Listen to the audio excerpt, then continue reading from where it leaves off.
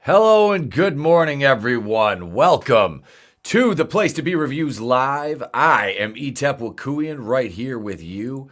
Let's see here. Wait, there. We'll go on camera. How we doing, everybody? Good morning. I'm fucking exhausted. This is what day number, I think 10 in a row. Maybe my 15th or 16th stream since last Sunday. So, yeah, we'll be taking tonight off. After this show, I've got a litany of videos to work on and things to do. I'll probably have to. I'm not gonna end the stream at 10, but if I have to play a bumper or something for a couple minutes and go upstairs and let my house cleaner in, that'll happen because they're coming over today. Let's see. We got superfan Adam Shawhan. He's here. Morning, Adam. Fictitious Dave Savage. The lovely Sherry is with us. Good morning, miss. Probably the one of us that looks the best this morning, the lovely Sherry. Good morning. Glad to see everybody in the chat. We'll probably have some more people trickling. I'm making up words now because I'm not awake yet. Yeah, let me throw you a link, Adam. Hang on. Let me throw you a link. Let's see. Why don't I just go over to Facebook and do that? I'm currently in Facebook jail.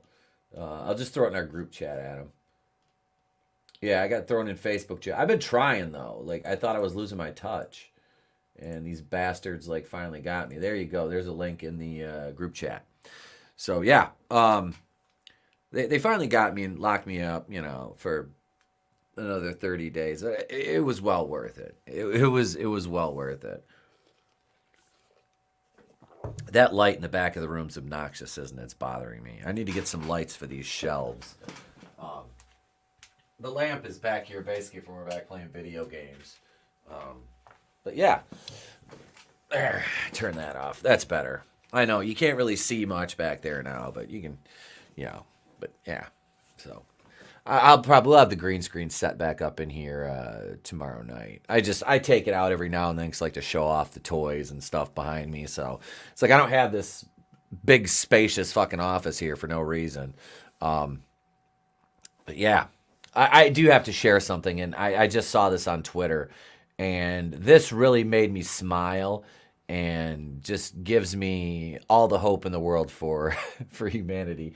It's the little things. It's the little things. Hang on, here you go. Please welcome back to the show our friend Mindy Kaling. Hi, everyone. It's great to see you. Welcome back. It's so good to be here. This is so nice. It is so nice. Now, mind you, this isn't like a COVID show. This isn't a show from 2 years ago. No, this was the other night. And you've got Fictitious Dave. Hang on a second. Hang on. Let me DM you. Here's a link. We've got about 90 minutes this morning because I have some. Like I said, I have videos I've been waiting to produce. There's Superfan. What's going on, man? Good morning, man. Yeah, it's one of those lovely mornings. No puppies, but she's at the vet, C-section. All four puppies, good heartbeat. So it's all good. But yeah, she it was during the stream I mentioned it in the chat wherever that when the water broke and we were waiting. Yeah. But she's been walking in labor all night, but no puppies yet. So, but everybody's healthy. So C-section, baby. So yeah. Excellent, man. So I've got Dave, 10 on off on you now, motherfucker. God damn it. Don't worry. At least when I send your wife Dush Hound pics, it's just Dush Hound pics, and it's just meant for the fun. So Oh yeah, that's what I said. She was showing me pictures, and I was like, she's looking. I said, "What are you looking at?" I said, "Where'd you get the dog?" Never mind. I'm like, God damn it. I was like, are we getting a wiener dog now? I was like, last time I said, hey, let's get a wiener. You're like, well, they're too small. And now you're looking at them going like, that seems like a good idea. I can't wait to see you guys at Horror Hound in a couple weeks. Man, it's right around the corner. I know. We're gonna have so much fun.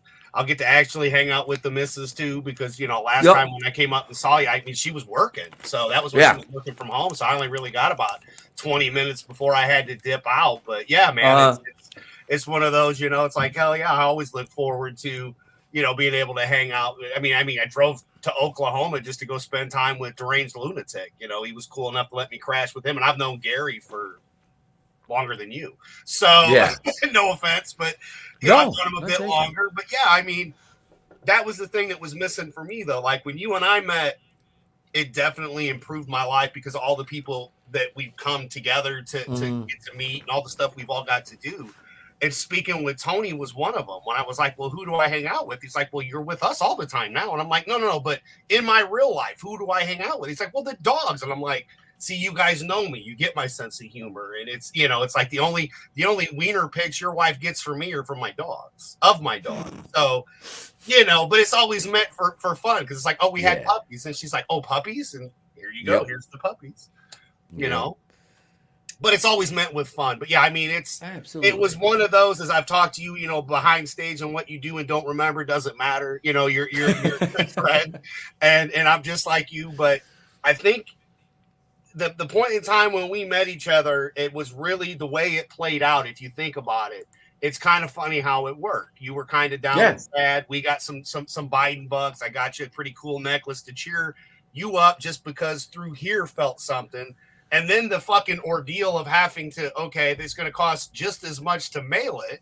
Like, wait a minute. You're 3 hours north. Like, and then we met. And from there, though, from our little beginnings of, you guys knew who I was from World Class. I knew who you were basically from the chat of World Class. Again, that's how we all met.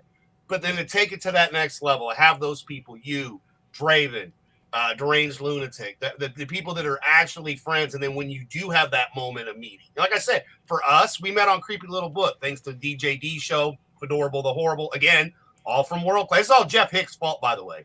Blame Jeff. It's all Jeff. But no, I mean, Frank brought me to Jeff, who then I have all these wonderful friends, the men's room, and even all the way back to Lethal Lightning and back before Geeks and Gamers were a bunch of cunts. Cucks. So yeah, I'm just saying, but for me personally, my life has only gotten better since we've met, and the amount of people that we have found and that we do have in our circle, some of the greatest people ever, all the way from Sherry to the very bottom of anybody you can think of, Parrot Head, Godzillionaire, everybody that shows up, whether you're a member or not, it's just one of those things. And everybody meshes so well together. We're all, you and I have very different opinions on a lot of stuff. I see your point of view, you see mine, but I don't hate watch this shit. When I say, look, man, I liked Andor because of this, and this. You're like, yeah, I kind of watched it, didn't give a fuck. I get it, and when I do pop culture, it's off your show, though. It's like the majority of stuff I learn is from you guys or Jeff. I don't watch all these other, I don't need to. I get all I need from 2 channels. And then I go, with Tommy and, everybody, though. It's not just like I'm only here and there. Everybody tries to go where we are rogue, also. So, I mean, we're going to have fun. And if you think that he's insane here, just come meet him in real life, because he's the exact same person. He's just dialed up like 1% more. Yeah. That's really about it. Yeah, that's it, man. I think, like I said, you see a lot of these guys, and everybody's like, oh, well, they're nothing really like they are on camera. It's like there's one of the guys from a larger channel that starts, that's named Leaks and Lamers. I've heard, oh, well, not the head of that, but one of the major players. Oh, well, his whole thing is just an act. He's not really like that. That's an act. And I'm like, that's some disingenuous shit. Like, that's some pussy-ass disingenuous shit. Like, if you're going to be, like, on camera and you're going to, oh, well, fuck, dude, blah, blah, blah. And then, like, you meet, oh, well, that's not really how it's like, okay, dude, so you're the entire thing's a front. So you got 160,000 some subscriber, whatever, how many fucking subscribers you've got, and you fucking get on here and you fucking act like you're fucking hard ass and all this shit, and then you fucking, it's all, well, everybody says, well, it's just an act. He's not really like that. It's like, see, I never wanted to be like that. I never wanted people to be like, wow, I like this, and then on camera, and then off camera, it's like, well, he's completely different. No, I'm not. I'm not. This is me in real fucking life. I am opinionated. I am at times obtuse. You know, that's the thing. It's like this is how I live my life, and that's one thing I acted when I was wrestling. That was an act. That was me. That was me dialed up a million times. This is maybe 1% sometimes. The other time it's just, and that's only when I get like real animated and shit. Like I'm like this at home. Like trust me, my wife has been living with me for 13 years. Actually, it's not 14. Trey, She can fucking child. It's this guy. It's me. I'm the big fucking kid. That's me. You know.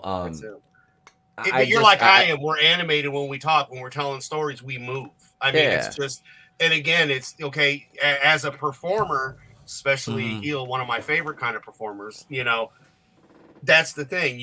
When we were watching MJF take the drink and throw it on the kid, like we know that stage. Like it wasn't just a random fan. We know that. But to see him be able to do that in 2023, what I see on NXT. Same thing. And I didn't watch Raw. I did message you. I saw that the Cena, the China was back, apparently, coming back to WWE. I don't care. Everything I've seen on the main stage is so lame compared to the two smaller products with AEW and NXT. And what AEW doesn't have, NXT does. The last couple pay-per-views, Vengeance Day, dude, I'm telling you, check out Vengeance Day. That was a killer pay-per-view. And you've got Rick Steiner's boy in there, Brock. Yeah, my brain's not going to work. Sorry. But he's a mini of his dad in a Scott. It's great to see him be that athletic and keep it going. Braun Breaker. I've seen some video of him because Tony was telling me about him a while ago. And I know I heard you mention him too. So I'm like, check it. Yeah, he looks like Ricky. He looks a lot like Ricky. Hail. Yeah, I am the real Mandarin. I've got big nose. No, Nerium and Red have been telling me I look like a young Ben Kingsley, and I'm yeah. You know, I'll out of all the comparisons I've heard, I will take that one. Ben Kingsley, I will gladly fucking take. Hey, I know Katie you're excited. And Tina. I know you're excited. I'm excited. I can't wait. Now I can't find it, but yeah, I mean it's. To be able to do what we do, like I've kind of figured it out. You've got a couple different versions of people on YouTube. You've got your money grubbies, super chat whores, which is 90% of them, because that's what you're doing. You're on. If you're not yourself and you're doing it for super chats and you don't believe what you're doing and it's a stick, I'll even use the one I like, Doomcock. I still find him hilarious. I get it. Everybody got tired, but I know the guy behind the mask. Like I know you. You know. I don't know him as well as I know you, but I do have contact with him. He's always been a good dude. He's always, he wants one of the dogs. When he gets a wiener, it'll be one of mine. Giggity. But again, when it comes to what he does, he has his style. We have our style. Regardless, we do stuff as a parody for fun, not necessarily for hate and evil. We'll make fun and bust jokes because that's what we do. That's how we are. But when I was in trouble, I got a phone call. Hang on one second. Go ahead. Keep going. Yeah. So when we met up and we did the con, being diabetic as long as I had, like my blood dipped, and I let him know, I'm not one of these people who's not going to say something. If I'm having an issue, you'll know. And we got back to the car. We'd done a couple laps throughout the convention and went and had a beer. And I was drinking some of my juice that I carry with me in case my shit gets low. And I've got, little packets to take if it does. Same thing. I've been dealing with this shit for almost 40 years. This man, was like, hey, do I need to get your juice? Are you okay? Like, took it above and beyond. And with the sight, the vision impairments that I have, like he drove, made sure we were safe. So, I mean, when it comes to an all-around person, when you get to know some of these creators, some of the other YouTubers, the real ones that are out here, people, let me tell you, people like Etep, Jeff Hicks, Kendo, I mean, Seth from the men's room, like the people that I align myself with and still do, to me are the good people and the right ones. They're not the ones that are here just asking for money. The necklace that I got Mr. Etep Wakuli in here, the reason I did it was because I could, and at the time I knew a little bit about him. I'd been watching the back history. I'd been chatting with Tony and all right with Etep.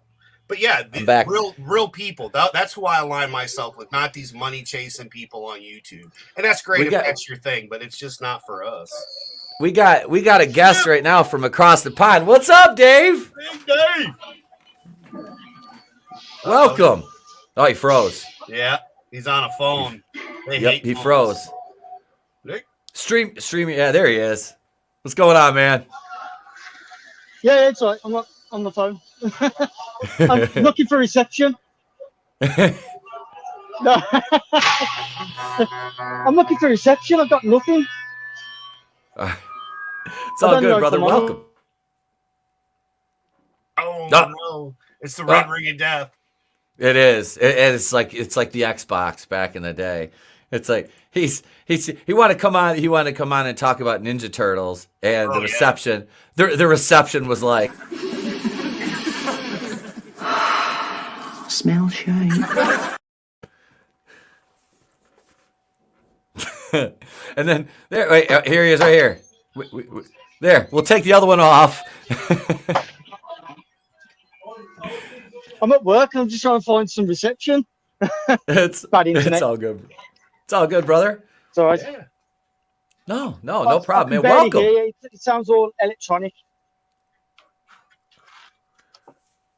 Yeah, it's really bad. I don't know if you can hear me. Yeah, we can hear you, man. You guys at all. Oh shit! There he goes again. No, still can't hear. I got no reception. Damn it! Nothing still. They are. Yep. I got nothing. I got nothing. It's really bad. Damn it! We'll plan this better. We'll have to plan this better and get Dave, because he wanted to talk about the Ninja Turtle stuff. It's gonna have to be another time. It's okay, man. It's gonna have to be another time. I can barely hear you guys. It's all good, Dave. It's all good, brother. We'll get you back on. I've been looking forward to that. He messaged me. He's like, hey, I've got some time. I'm at work. He goes, going on break. He wanted to come on and talk about the Ninja Turtle stuff. Yeah. Which is scary. April. Thank you for covering that, by the way. Oh my goodness. Okay, here's the deal. Like, I wasn't a big fan of like the comics or anything. I didn't really read them, but I know like April O'Neil was like racially ambiguous in those. So it's not that what they did, it's how they did it. It's like you made her look like a fucking potato. Like you made April O'Neil look like a potato. Like Tony said last night. Yeah. It's supposed to be the Beauty and the Beast thing. You know, it's not a Beauty and the Beast thing if the woman looks like a fucking like troll, you know, that lives under a bridge. And that's what they did to Velma, and Velma. See, I'm even calling her Velma. They did though. I mean, they I don't get it. Like the whole world isn't gay. We don't have, and again, we don't have problems with these things. We took care of this shit back in the 90s. Like we were over all of this. Why are we going backwards? And why is Hollywood being allowed to do this? Like, why are you literally taking a character and changing it for no other reason than to say we don't like them because they're white? We're going to now change their race for no reason. Like, go make your own shit. You know? It doesn't make a lot of sense. No, it doesn't. Well, Kevin Spacey's gay. Well, yeah, he is. Yeah. Well, that's why American Beauty was so prophetic. That whole thing with Kevin Spacey, except he wasn't after a teenage girl. You know, had a thing for the boyfriend that had the Nazi plate. You know what's funny is the son in that was the drug dealer is the fucking Jamie from Yellowstone. Okay, I haven't seen Yellowstone yet, so I just realized that the other day. I was like, "Holy shit, dude! Jamie Dutton is the fucking kid that was selling weed to Thora Birch and Mina Suvari in American Beauty." I'm like, that's funny. That's funny. I'm like, I can't think of his name, like the guy that plays him. Like, I'm not a huge Yellowstone. Like, my wife is all into it. I'm not. Gotcha. I watched probably, let's see, there's 8 episodes of 1923. I've seen 4 of them, I think. I watched half of that. The other one, oh shit, Walu Gazy's here. Let me link Walu Gazy. What's up, Red Gaze? Hey, Red, what's going on, bro? What's up, Gap? Sorry, guys, I wasn't looking at the chat. I don't have my glasses on, so I see fuck all. That's why I grabbed the phone. It's the chat on the phone. I promise. Sorry, guys, I wasn't looking at the chat. I don't have my glasses on. So Hang on, I'll go link Red right here. Where is he at? Well, we know Red's not going to show up. I'm here. You know, it was your stream that played that out, even though it happened years prior to meeting you, with me and Red never being able to stream together. I mean, it was Really? so fun to be here on Place to Be Reviews. Yeah. You keep playing that. And when Red jumped in and he's like, oh shit, Shawhan's here, got to bounce. You know, I mean, like, to me, for years of us never being able to quite mesh it and make it happen, like, to have it happen here, though, for me as a fan, plus a huge fan of Reds and yours, and it becoming friends, man, it means even more now to this day that when we did come together, it was here, man. It's so silly, but again, that's us. I mean, we just look and have fun. I don't know what else to say, people. If you hate Hollywood, we've got creators that are making stuff. Check it out. That's all I can say. Support your independent comic book creator instead of talking shit and not supporting any of them. If you hate the current product, there's other stuff out there. Etep's over here working on his horror stories. You know, he's doing everything he can, except for getting back in the ring, because trust me, his poor body wouldn't take it. Although I know you call yourself a slouch, but I know for a fact as soon as we get together, you're still going to be in better shape than I am. And I'm busted. Dude, I haven't lifted in months, like months. I'm just like, I don't know. I'm still about like 220, but I'm just there. I still kind of have like visible abs. I'm not in like bad shape, but I'm just not where I want to be. But I just, as soon as I start training, within like a couple months, I'll be all right. Yeah. Well, I've been doing that because I quit smoking in June so it'd be 2 years in June. Because I quit smoking and instantly started working. At that point in time, you had quit smoking. I know you felt, and it happens. You know, I don't bust your balls about that shit. I know better than anyone. I've, knock on wood, spent almost 2 years, no tobacco. You know, it's a bitch, but I smoke weed because I can. But yeah, dude, and it helps. But I don't know, dude. It's just the way everything's played out. And I know you had tried, and I've gotten in some of the best shape I've ever been in, you know. So, and it's not a competition, but it's that brotherly love, you know, when we would push each other back and forth and going through stuff. I hit, which I've not been able to do this since the injury, which was like 5-6 years ago, where I fell in the pool with no water and got fucked up. 70 pounds. I could only do it 5 times. But hey, man, I got up to 70 pounds on a curl. And I mean, that's pretty impressive after all the eye surgeries and shit and everything I've been through. Okay, I don't want to do it again. I'm not going to lie. I mean, I'm not ready, but I know my limit. You know, I've got to 50, I got to 60, 70 was the stopper. You know, I got to build more. But I can't, without you and the little bit of bullshit that we've done back and forth and the joking, but anytime I had a serious question, you've always been there to help. And I could Google it, but as a person, I respect your opinion on it. That's why I asked. And of course, you know that. That's why you'd answer the questions. And I always have been thankful for that, you know, because I don't know everything about the new proteins that are out there. And I mean, you were in really good shape. And, you know, you've mentioned this, you know, things you've done. I'm not trying to get that good. As you know, I'm just trying to not be fucking 250 pounds of fat. I'm down to 200. So, I mean, I've done really good from, you know, my weight's kind of bounced back. My standard weight seems to be about 202, 205. But that's just where I'm at now. You know, I mean, I'm barely eating 3 meals a day because my stomach's still kind of jacked. But with the protein and all the other supplements and everything's mixing well for me that I can make everything work. So, I mean, like, the only problem we'll ever have is if we're close enough together and start working out. Look out, you got Hans and Franz here because I am a little shorter. But it would work. I'm just saying it would work. But I had no fear when we were together.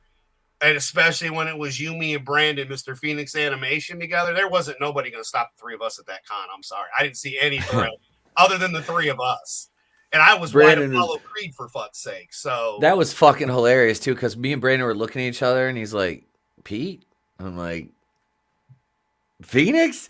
And like, man, he's like, motherfucker, I didn't think you were this tall. I'm like, me either. Like, we're the same. We're both like 6'3". I was like, I was like, all right. I was like, I thought you looked shorter. He goes, same to you. I'm like, that's fucked up, man. That's fucked up.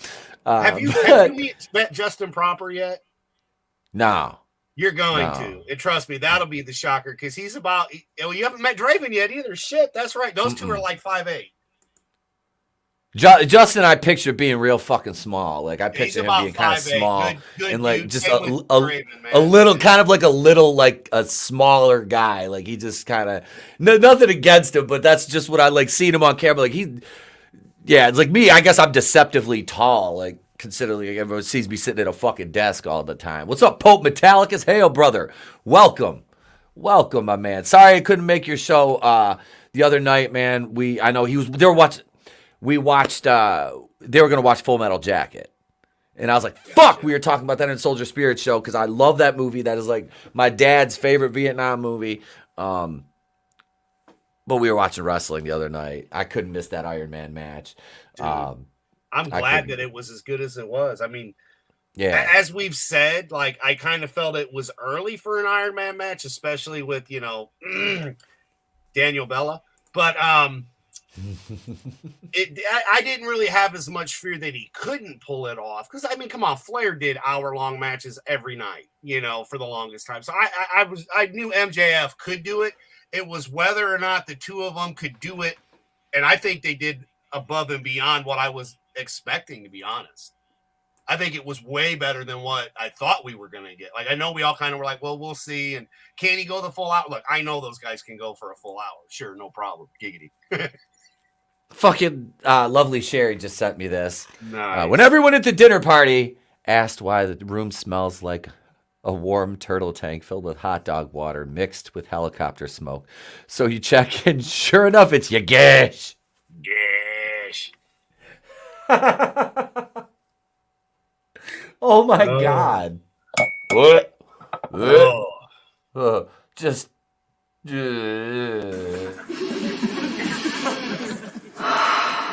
Smell shame.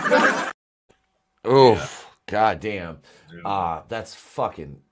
Dave sent. What did Dave send me here? Okay, hang on.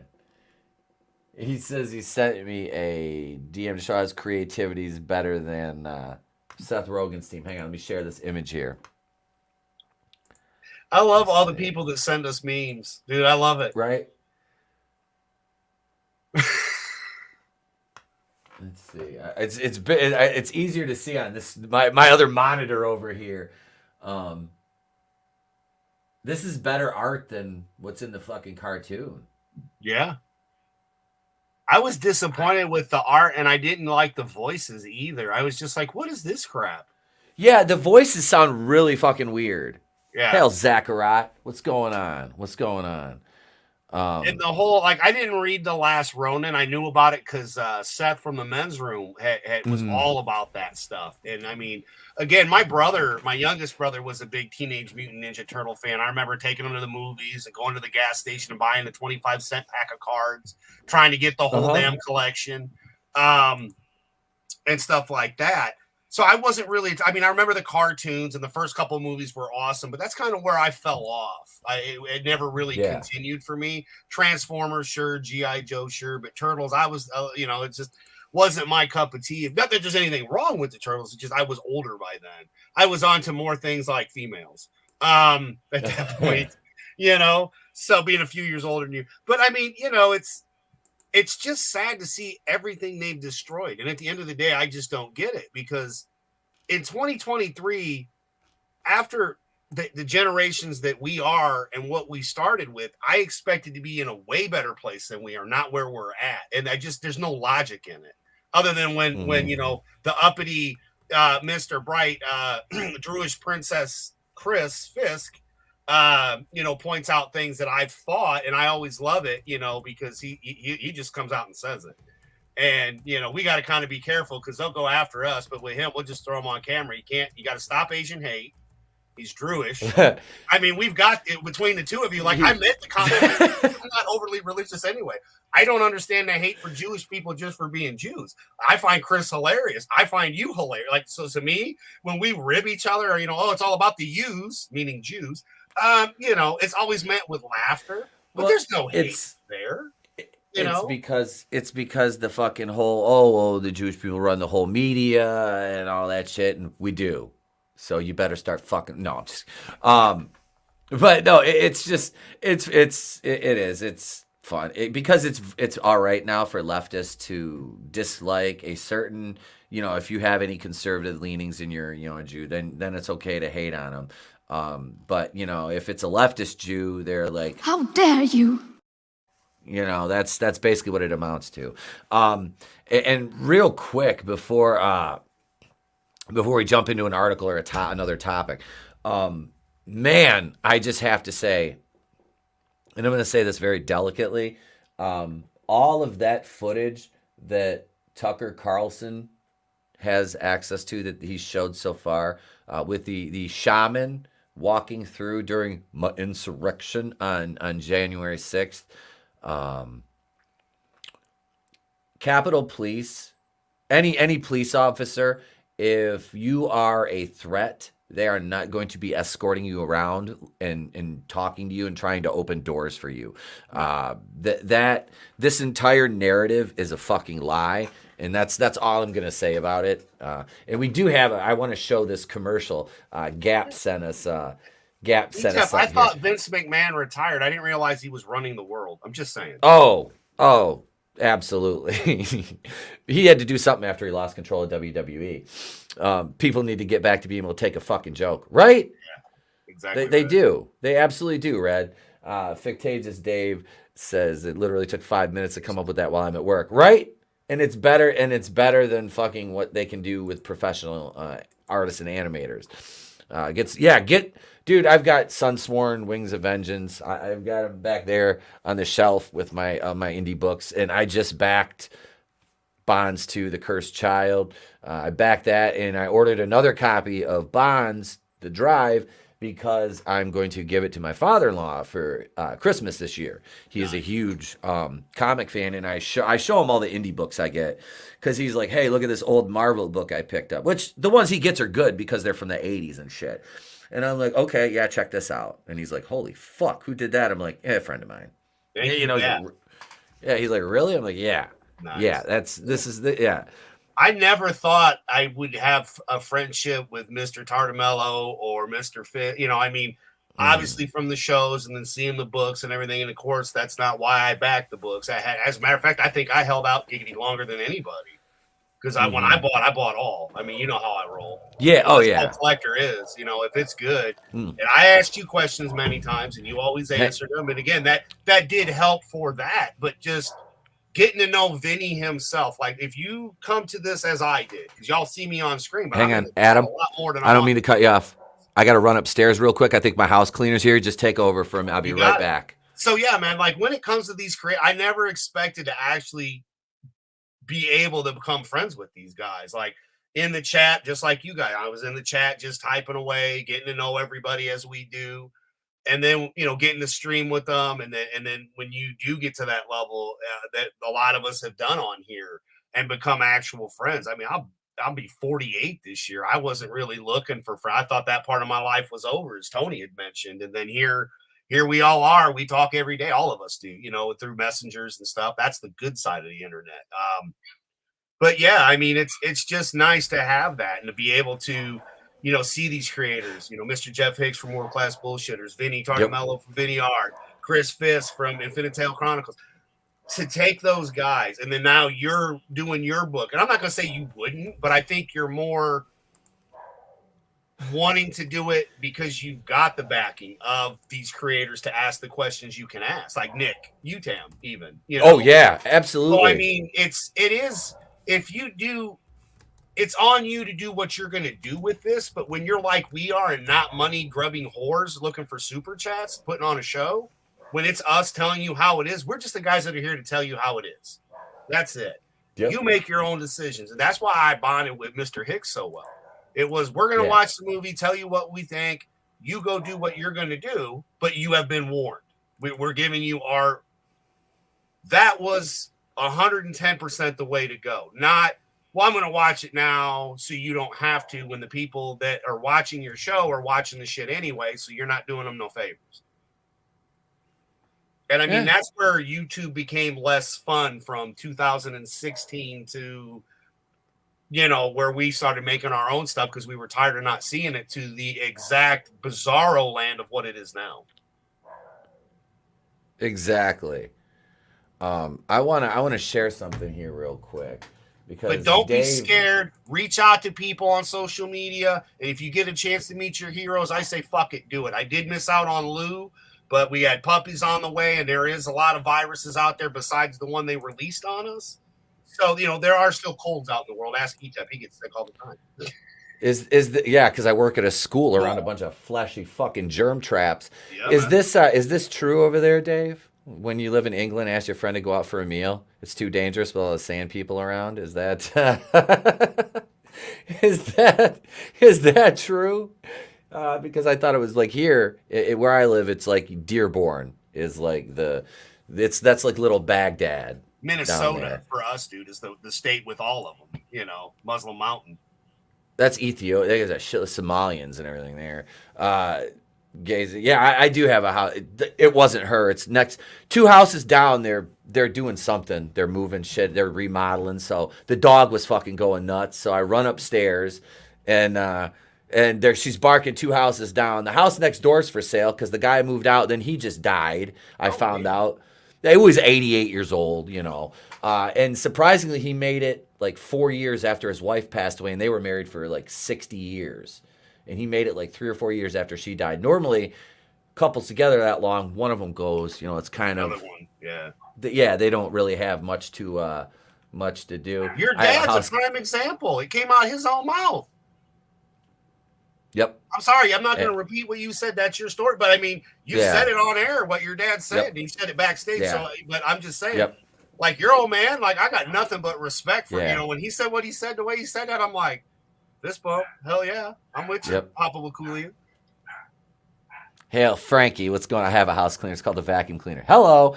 I do have, and that's the thing is like I have two brand new Dyson, the Dyson ball. Like I use those all the time, but it's much easier. It's much easier to just, well, I have her come over, her and her daughter come over once a month, and they do like a really good like deep clean on everything. And then it's just maintenance for me the rest of the fucking month. You know, I just got a little bit of shit to do here and there, you know, vacuum every now and then because I got animals. And yeah, I have met quite a few fears. Damn, everyone's a huge disappointment, right? Right? That's the problem. Dyson gag ball. I've got a couple of those too, Gap. Don't even worry about that. Put a down payment on that house for me. I'm good for it. Dude, if you and Katie live next door, that'd be fucking sick. That would be sick. Dude, It's a gorgeous house. What are you talking about? I'm going to turn around and we're just going to give them some dogs and we're going to take it so that we can really rule that. Not only are you going to have Tony Etep Soprano over here, but you got Paulie Superfan right next door. So I mean, you're just screwed. I kind of like it is kind of wait till you see the neighborhood I'm in now. It's a lot different than the one I was in before. Like where I lived before wasn't a bad, it was nice. I lived in a nice, but this is like I'm not gonna, it's, you know, it's quite a bit more upscale than where I was. Where you were, because I was even looking at, look, seriously, like I saw the house and yeah, me and him are friends, but you don't mix business like house sales and shit in a friend. Like you don't put the friendship on the line for that. But I asked you, because I was really digging the area. Like if I had to relocate, you know, and again, you were able to do what you needed to do with the house. But I was like, because you know, I'd have to sell this one, same thing. But I was like, you know, I really was digging, you know, UP Michigan. I was like, you know, I would actually move up here. This is actually really a nice area. That's the thing is like, if you have like a gig to where you telework or you are like a cop, a teacher, or something like that, it's a decent area to live. Yeah, it is. But like, I don't. It's not. It's a vacation resort type area. But I mean, there's a lot of like factory work and shit here. Is because like the city north of me, I almost said the name of it. Jesus, the city north of me now is, you know, they've put some really fucking like big factories in and shit now. And the problem is they can't find anybody to work because nobody wants to work. Nobody can pass a drug test is the problem. Is it that, or is it still because, you know, how they decided if you work, we'll just overpay you through the government. And then you're like, well, why should I work if you're just going to pay me extra to not work?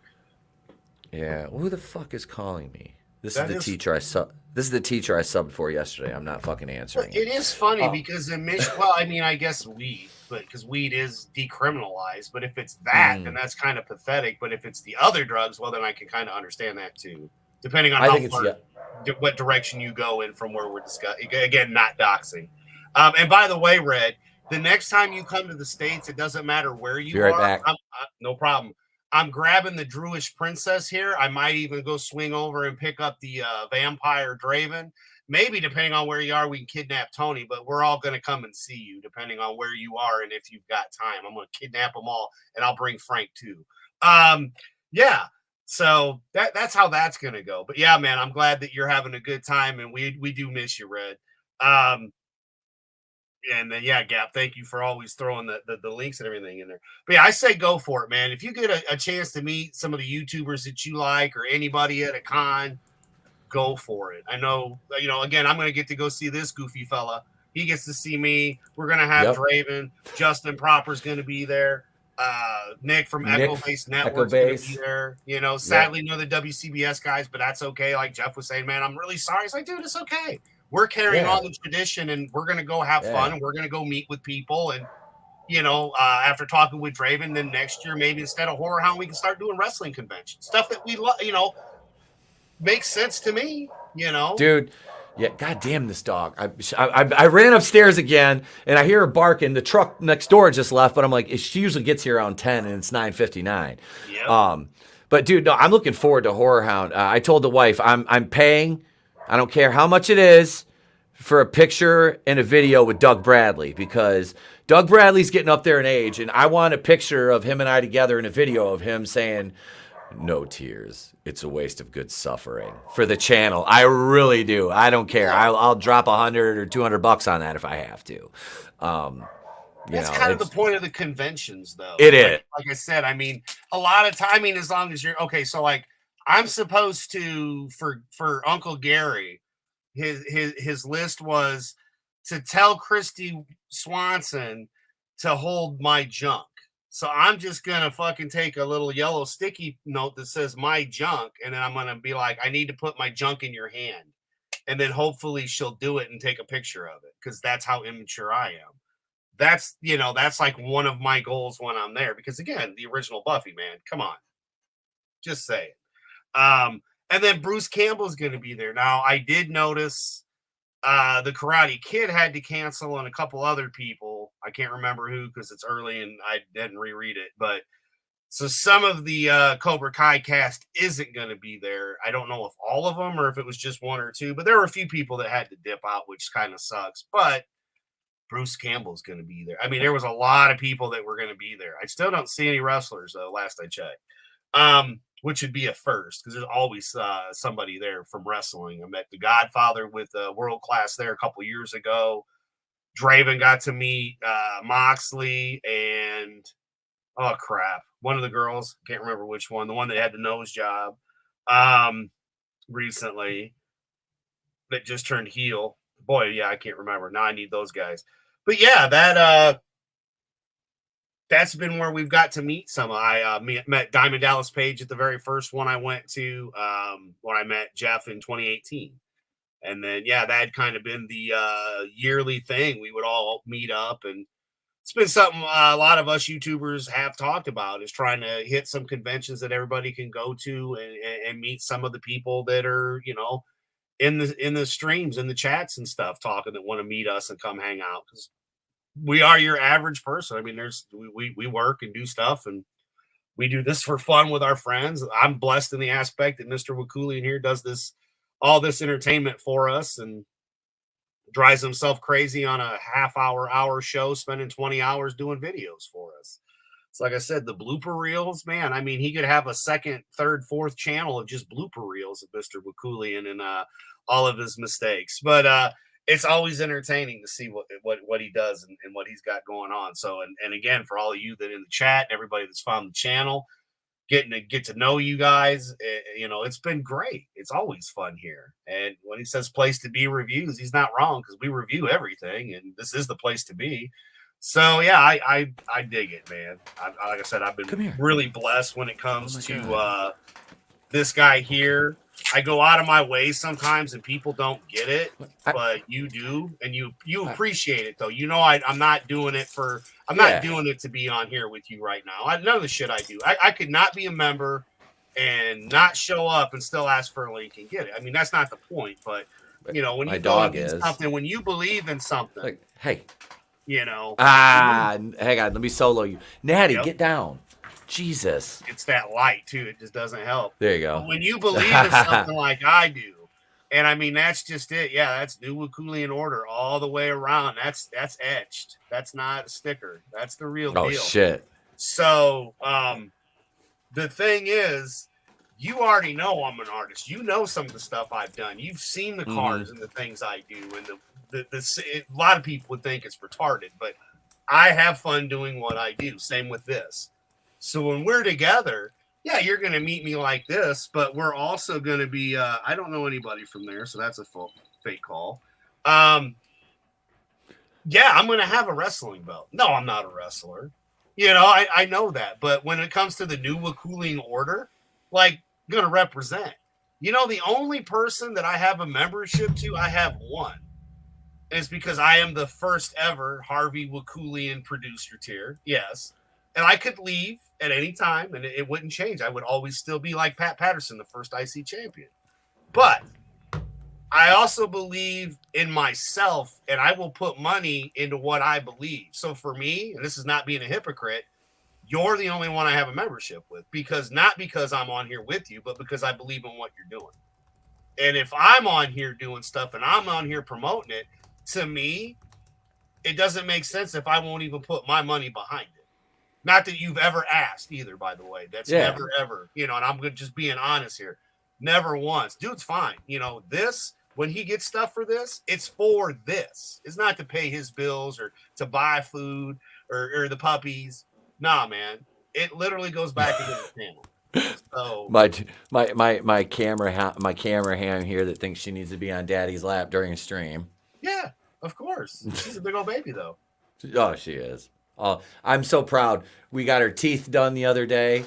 Here, get down. You got your bed over there. The kitty's not in it. She has to share her bed in my office with Meech now.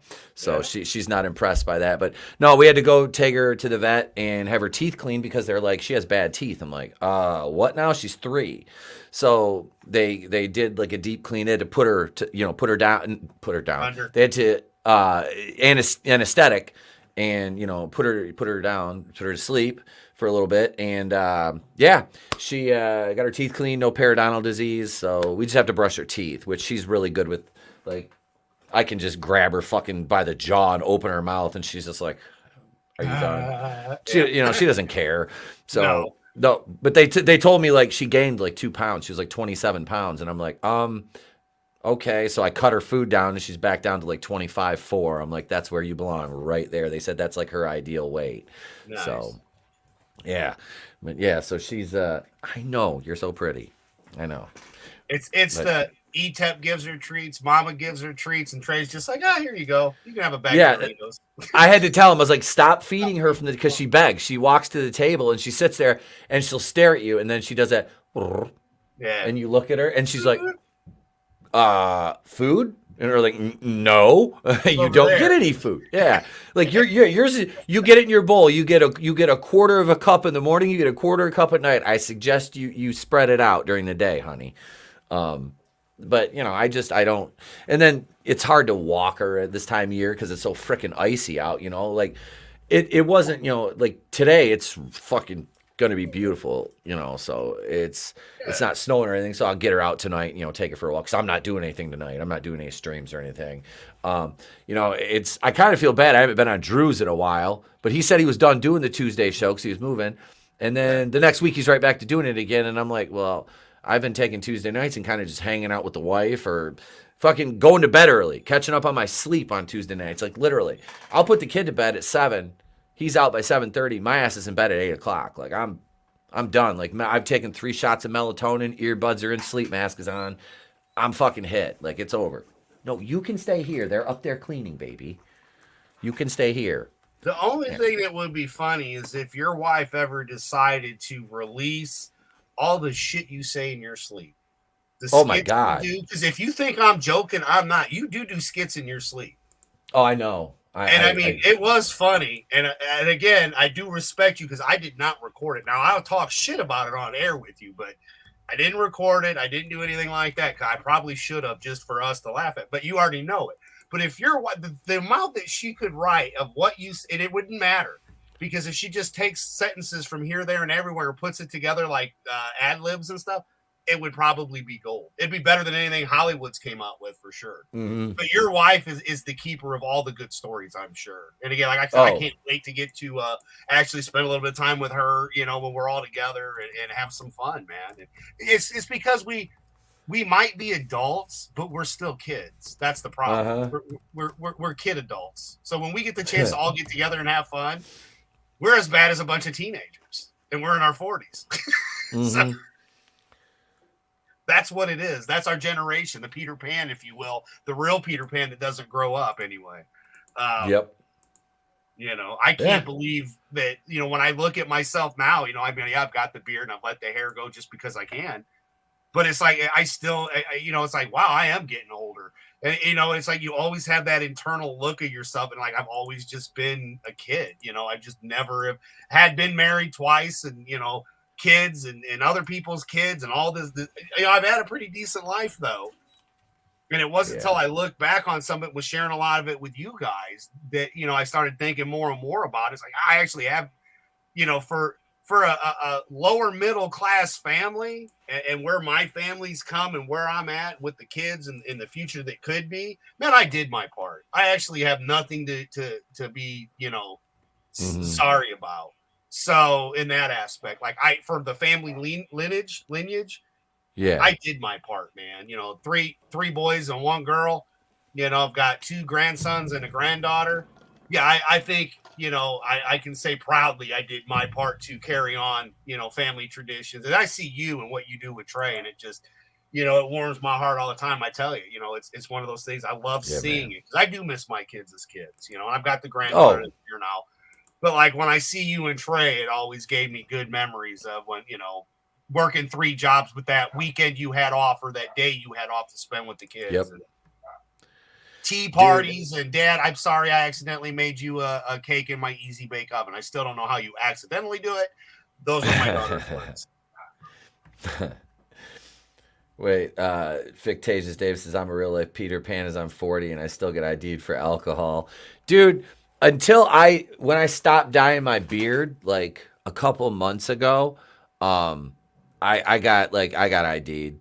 Like they'd look at me, and especially if I have like a hat on, they'd look at me and be like, I'm just not sure. I'm like, I just laugh. I'm like, you see the furrowed brow lines in my fucking crow's feet, and you'll clearly see that I am at least 40.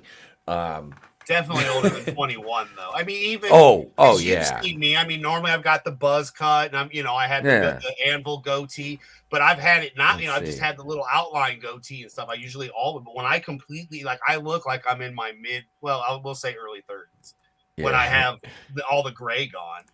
You know. Sheila Alien stopped by with a 99-cent super sticker. Thank you for that, Sheila. We appreciate you. I don't have any super chat bumpers over on that brand, but we can switch brands and we can go over here and we can say thank you for your 99-cent super sticker, which is a little sunshine with a smile and some sunglasses. So thank you. Let's see. Let's do some Blade.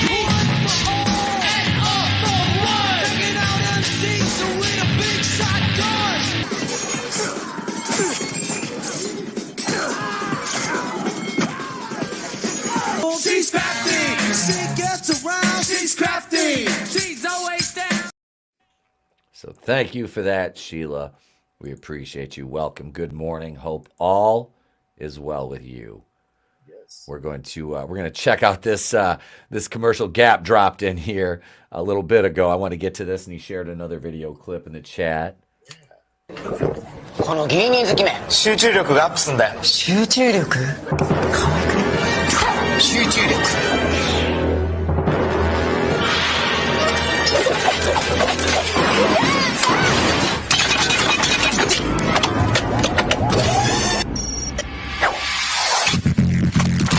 ガシンガシンガシン。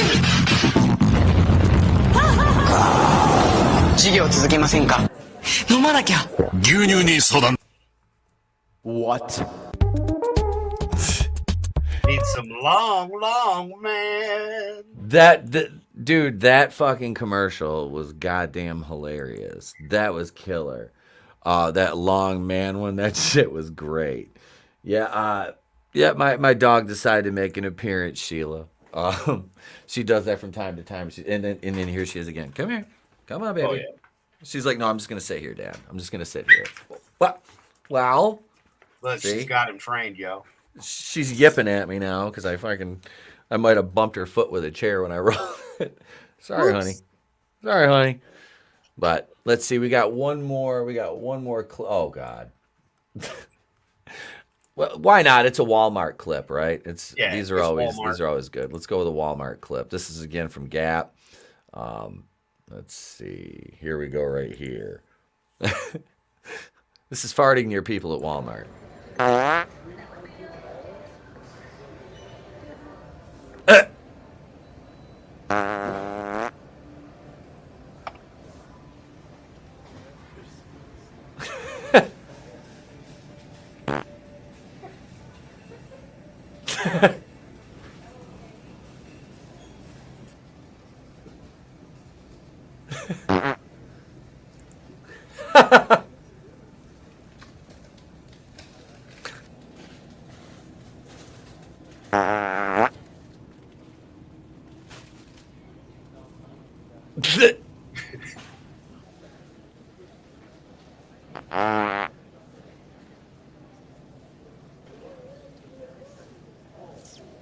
Jesus.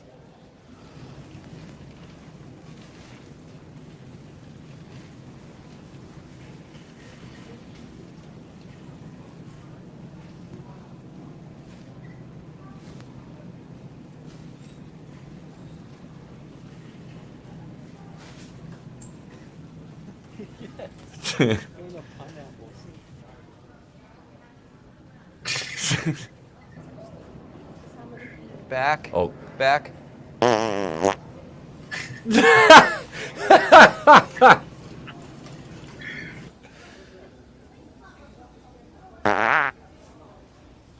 Oh God.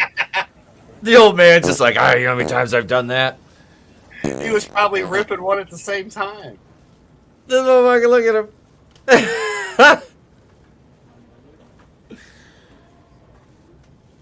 This dude needs a belt. I don't want to see his boxer shit.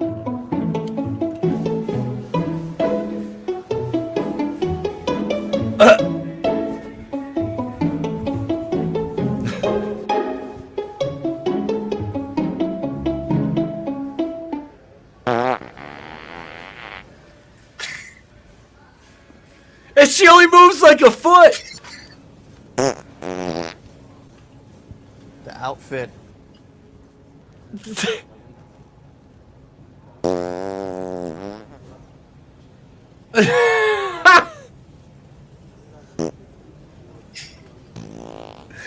at the dude behind me. He's like, it smells like wheatgrass.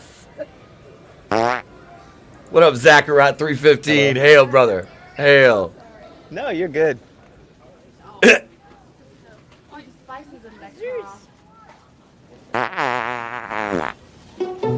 You remember when Walmart shelves used that pack? Yeah.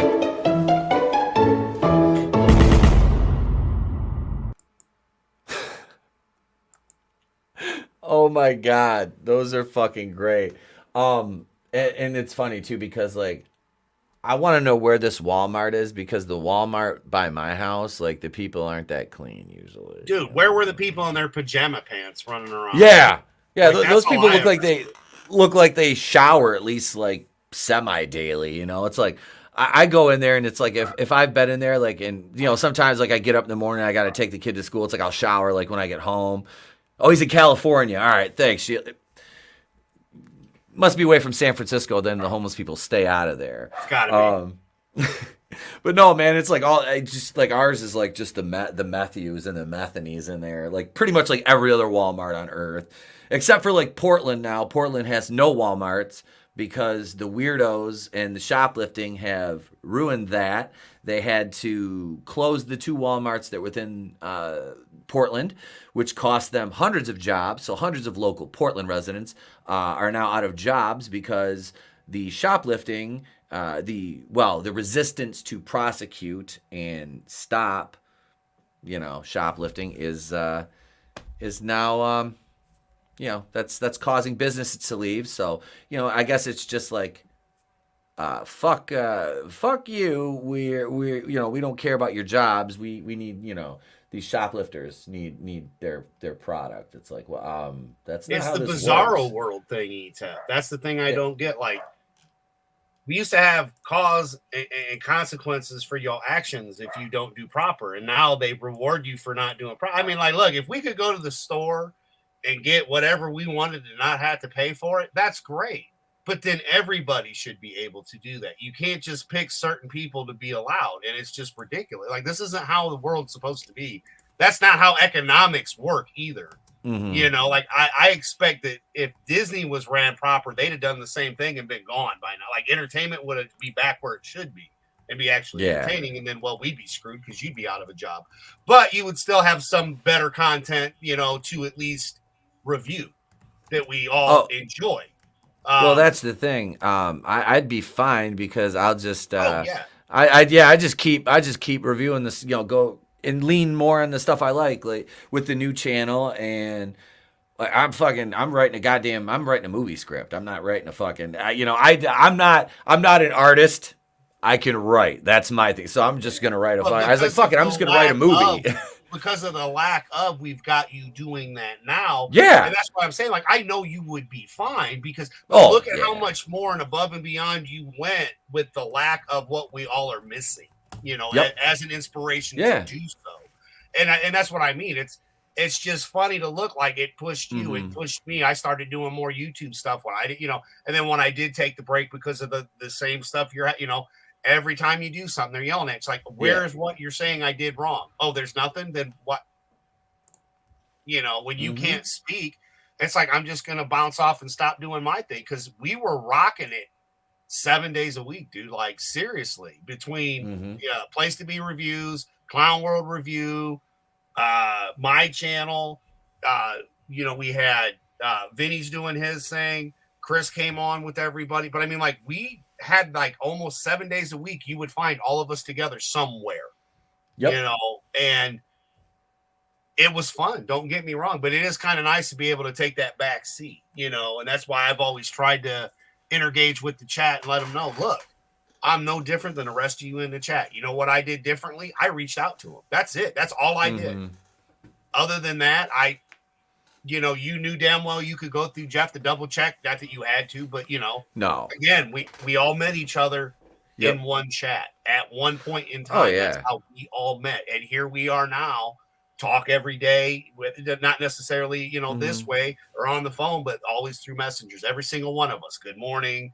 Then I got to remember about the Twitter gang because I don't Twitter much. So then I got to go hit Vinny over there and some of the other guys. But again, with the world being the way it is and the staying away, and this kind of replaced, what was normal, but the way we did it and made it our own, how we would have in the 90s and in the 80s, even in 2000s, that's even better than what they originally planned. Because we still get together. Again, we're planning to all meet at Horror.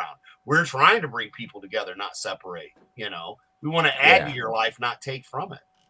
Shit's going to happen, but that's life. But reach out to a guy. Reach out to a lady. That's all I'm saying. Just, it doesn't hurt to ask. That's all you got to do is ask. What's the worst thing? They say no. I mean, I know we're a different generation than most people, but I'm sorry, man. I don't get it. I wanted to meet Lou Ferrigno, but it just wasn't in the cards this time. Doesn't mean I can't meet him down the road. That's how I look at it, though. Instead of keeping my head down. I mean, I started off with a crazy day. We've been expecting puppies. Now she's at the vet, getting a C-section. That wasn't on the agenda. I wasn't even planning on being, the chat, sure. But, and again, thank you. But it is usually easier to have somebody to bounce off with other than just having to. Not that you can't, though. Again, you're very talented at what you do. And I love the fact that you do it. And you take time away from the family to do it. So that's why I'm here to help support you and everybody that we bring in and that we're pushing. It's not because we're getting cutbacks or kickbacks or, no. It's what we believe in. And I can't stress that enough. Hey, speaking of the guy, there he is. What's up, Vinny? Morning, Vinny. We still have the Geeks and Gamers logo. I just want to say that I really, we talked about this, and we're really not affiliated with Geeks and Gamers as far as I'm concerned. Morning, Vinny. There you go, brother. Yeah, get Shadow to Kraken. Dude. I've got every book he's put out so far, and they're wonderful. They're wonderful fucking books. Should I rib him since he just got here? Just give him a little ribbon. You think? Should we give him a little? Because Etep has no idea what I'm about to do, people. I have no idea. So, Frankie made a comment earlier. We know what you were really doing with that vacuum cleaner there, Vinny. We know what work you were doing. He's cleaning the house. See? Little rib. Love you, Vinny. Shit. Yeah, man. It's a good fucking morning, man. Sun's out. I'm probably gonna record a couple of videos today. You have to. You missed it. I do. I'm probably gonna record about 3-4. Send them over to the editor, and I'll get then I'll do one myself and upload that, and then I'll go back to work on I got to do the okay. So that Friday the 13th fucking one I did with J-Man, that is 100. What do we got? About 90 minutes? 90 minutes worth of fucking footage I got to edit on that. That's a daunting fucking task. I'm like 5 minutes into the video editing it because I'm just trying. Well, there's really not much I need to edit. It's adding graphics and overlays and things like that. I've already taken, because I recorded it on here and I didn't like the background. So I cut our squares out, and I put them on over a new overlay and synced up the audio. So when we're talking, and that's one thing now, when I edit the top line, I have to edit the bottom line too, or else the audio will get fucking crossed. And I'm lucky I don't have to take much of the video footage from J-Man or I out. Because it'd make editing that much fucking more complicated. Yeah, oh yeah. So I'm trying to go through right now and fix any audio issues, and then I'll go back through and do video overlays from clips in the movie and shit like that. So yeah, and if you notice, there's no Bel Air episode 2 review. That's not happening. That's out. You've She-Hulked it finally? Yep, that's out. Good. I'm out. I love your content, Pete, but I really think it's one of those, you fall down that slippery slope. And if you're not enjoying it, man, I'm just going to say don't do it. Because, there's no point. Yeah, don't make yourself, don't hate watch something for content when we know damn well that you could just come up with a stream like this and it's better than anything that they're doing. I'm sorry, man. It's not because I'm a fan or your friend. It's just the truth. It's fine. They wanted me to sub today for 2 hours. No. This is Mr. Pete's day off. Sorry. That's it. Red says editing's a pain in the ass and no one appreciates it. Just dance like a retard or blab from your car. I thought about it. Yuri honestly, videos. That's all we need. Yuri videos. I seriously, like I said, man, I was on Soldier Spirit's channel, and I did that whole fucking Yuri bit last week, and they're like, that was the best segment I had on the show. I'm like, I might as well just do everything as Yuri from now on, because everything, fuck this guy. We'll just watch Yuri. But that Fresh Prince really slaps. God damn it, Frankie. But a bumps. Oh. Editing is I enjoy editing when I have the fucking time to actually do it, but it's I have my I have D&D shit. I have Dungeons and Dragons shit I want to do. I'm trying to set my finish setting my campaign up and build my wife's character for her. so we can fucking play D&D this weekend.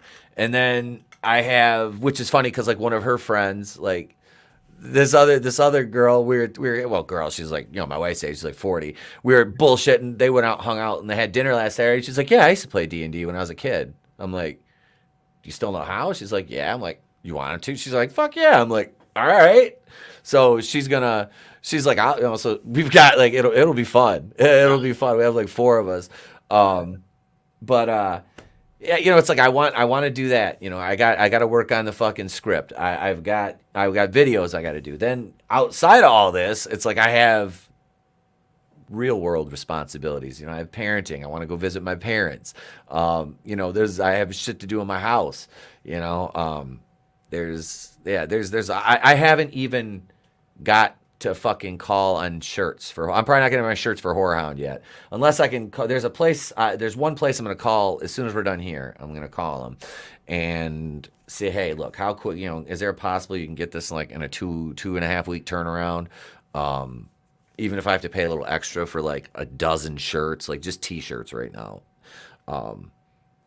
If I can, because I want to have some shirts to fucking sell down there. You know, if anybody wants to buy them, I don't give a fuck. You know, if someone wants to buy a fucking. Well, I'm gonna t-shirt, buy at least one because they couldn't get it through the Teespring in time for it to get here. Because like when you had mentioned it, when I was talking with you, like they're so far back that it wouldn't even get here in time from then. So I'm like, all right. No, I thought the same as you though. So I made those extra ones that I sent you in the group chat just because I was like, you know, I was bored. But I was like, oh, maybe I can find a local one. You know, same thing you were thinking. Go get a couple. Like I wanted to get a tie dye one. Cause I just love tie dye. I'm weird. I know it's okay. But you know, I was like, all right, you know, have a couple different shirts, and I was like, all right, this could be fun. Man, I couldn't even like the mall. You used to see that shit left, right, and center, dude. Nothing. There were no screen printings. There was no because I'm only talking about a couple shirts for myself. You know that I was going to have done. And everything online, they want like a month and a half to do it. I'm like, but you literally just, especially if it's an iron-on, it's different if it's the ones I bought and sent to you were the ones that were sewn in, you know. So you know, that's a little bit different. I get it if you're like doing that, but we're just talking iron-ons and stuff. You know, it's not that complicated. Yeah. You know? Embroidery, that's the word I was looking for. Embroidery. Yeah. I like, you know, embroidery is preferred, but at the same time, it's like, hey, you know, for a temporary, and like I said, man, the screen printing ones, they're not that bad. As long as they're like washable and it doesn't, you know, the logos don't fucking, within like, you know, 2 or 3 washes, then you mean like that Mr. Burger shirt I have that lasted like less than 3 washes and it was already what you saw at the time? If next time I'll have to bring that shirt up here in the office so that the next time we're on together, I can pull it up and show you how much more it has faded throughout time. It's so bad, you know. And again, I'm not complaining. It was a free shirt. It was too small. It become a gym shirt, so that's fine. But you know, you don't want somebody spending $30. That's like the gym bag. I almost bought the gym bag for the belt, but the only thing I don't like about it is the other side doesn't have it. Like it's like I think both sides. We need some NWO leggings because you know I might have to buy that for the daughter. You know, but yeah, man, you know something like that because I didn't see that on your or on your thing for the leggings. Just the Place to Be Reviews ones. Did you not do a NWO one? The leggings, not yet.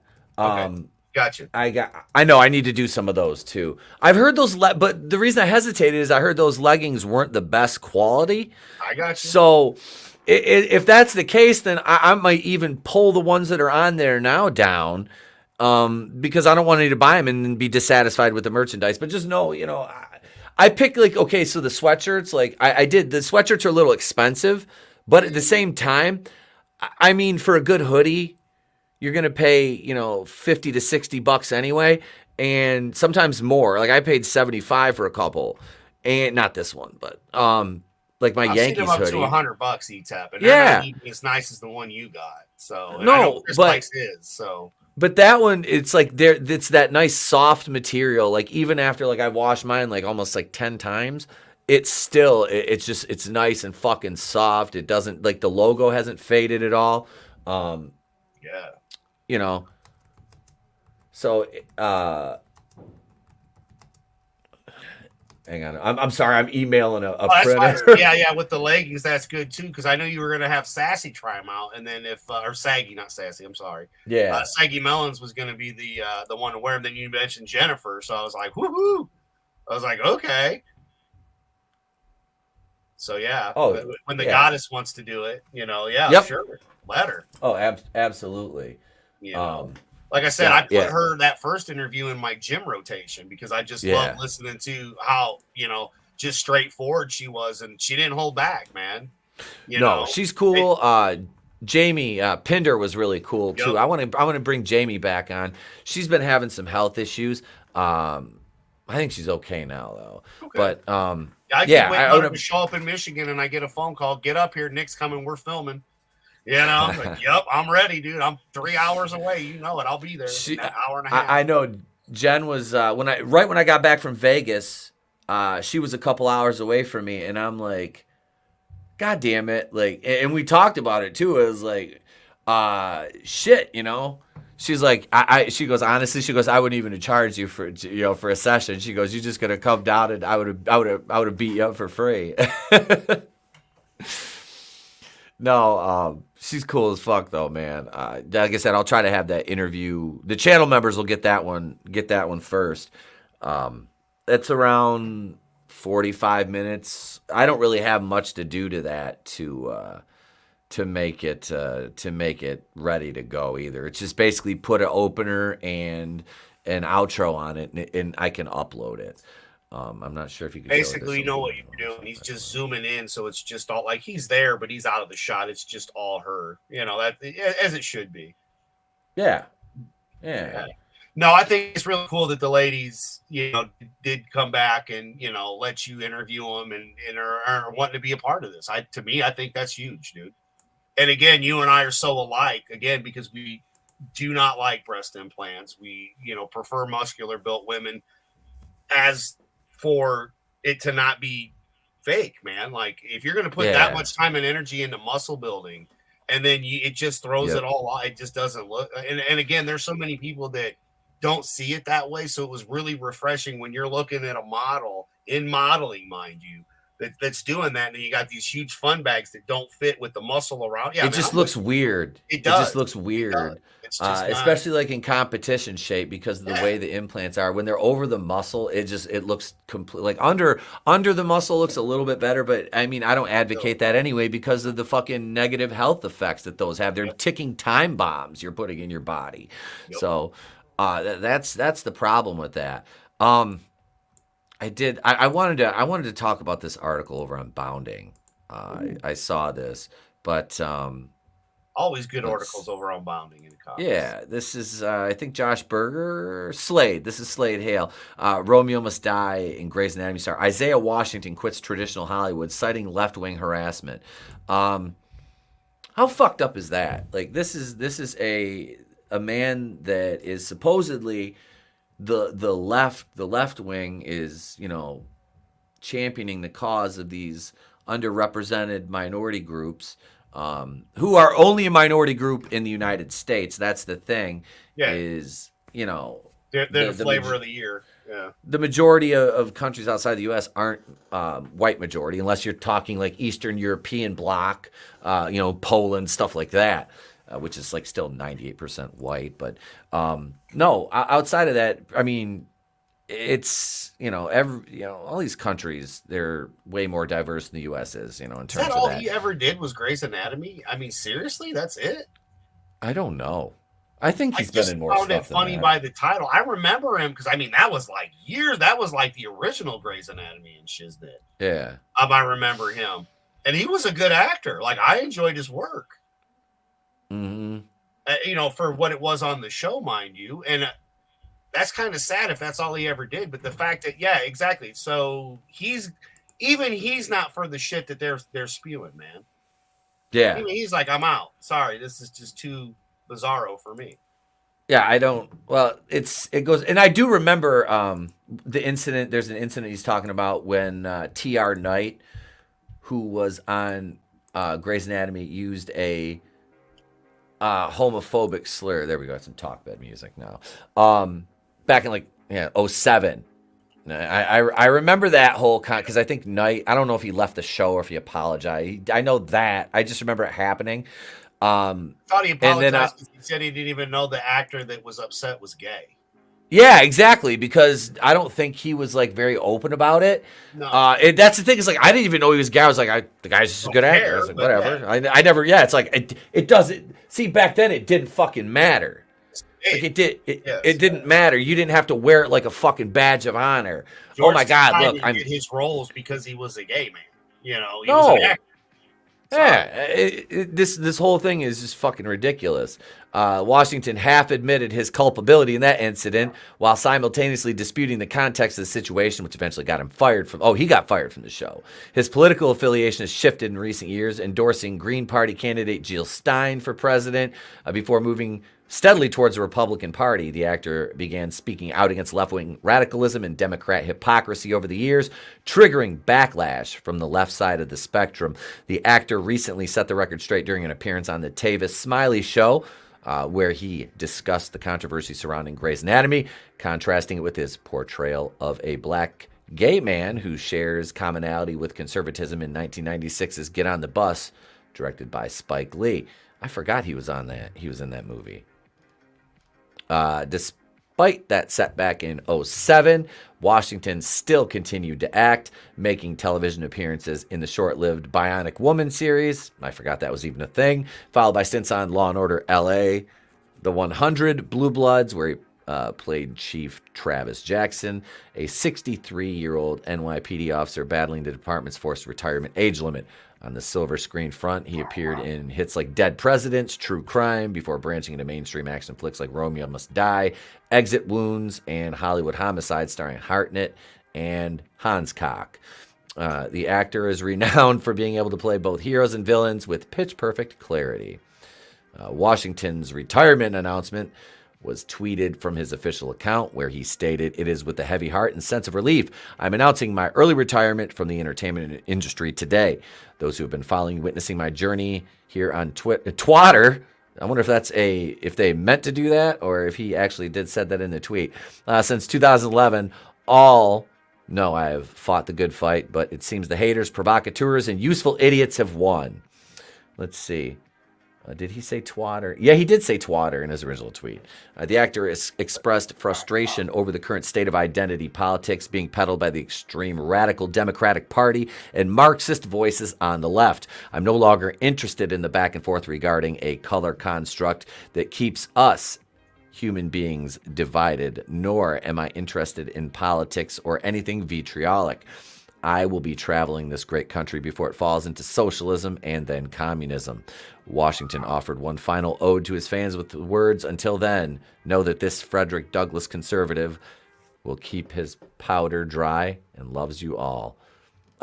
Good for him. Yeah, bravo. Good for him. You know, that's kind of, man. It's sad, you know, and I guarantee you he catches more shit from the left because he is a black gay conservative. That's why. Yeah, there's a link in our group chat, Vinny. It's sad but true though. Everything he said, he was with that party. Now the party that claims they're fighting for him, he left. What more do you need, people? Yeah. Yeah, that's he doesn't need you speaking on his behalf. Again, none of this crap mattered for our generation. We don't care about whether you're gay, who you're sleeping with. Don't be mean to animals and kids, and we'll let you not be Lucille. Yeah, these fuckers. I mean, I don't know. I don't know. They, like I said, they pretend that they care about, you know, lifting black voices and all this and that. And then in the same breath, they're trying, you know, they go after a black man for having an opinion because it doesn't lockstep with what they think he should be supporting, when that is what they're doing is racist. You know, these people don't understand that. They're like, we're anti-racist. Listen to us. We know what's best for you. And that's who's saying that? That's the white leftists. You know, that's who's saying that. They're Like, anti-racist because they're non-binary.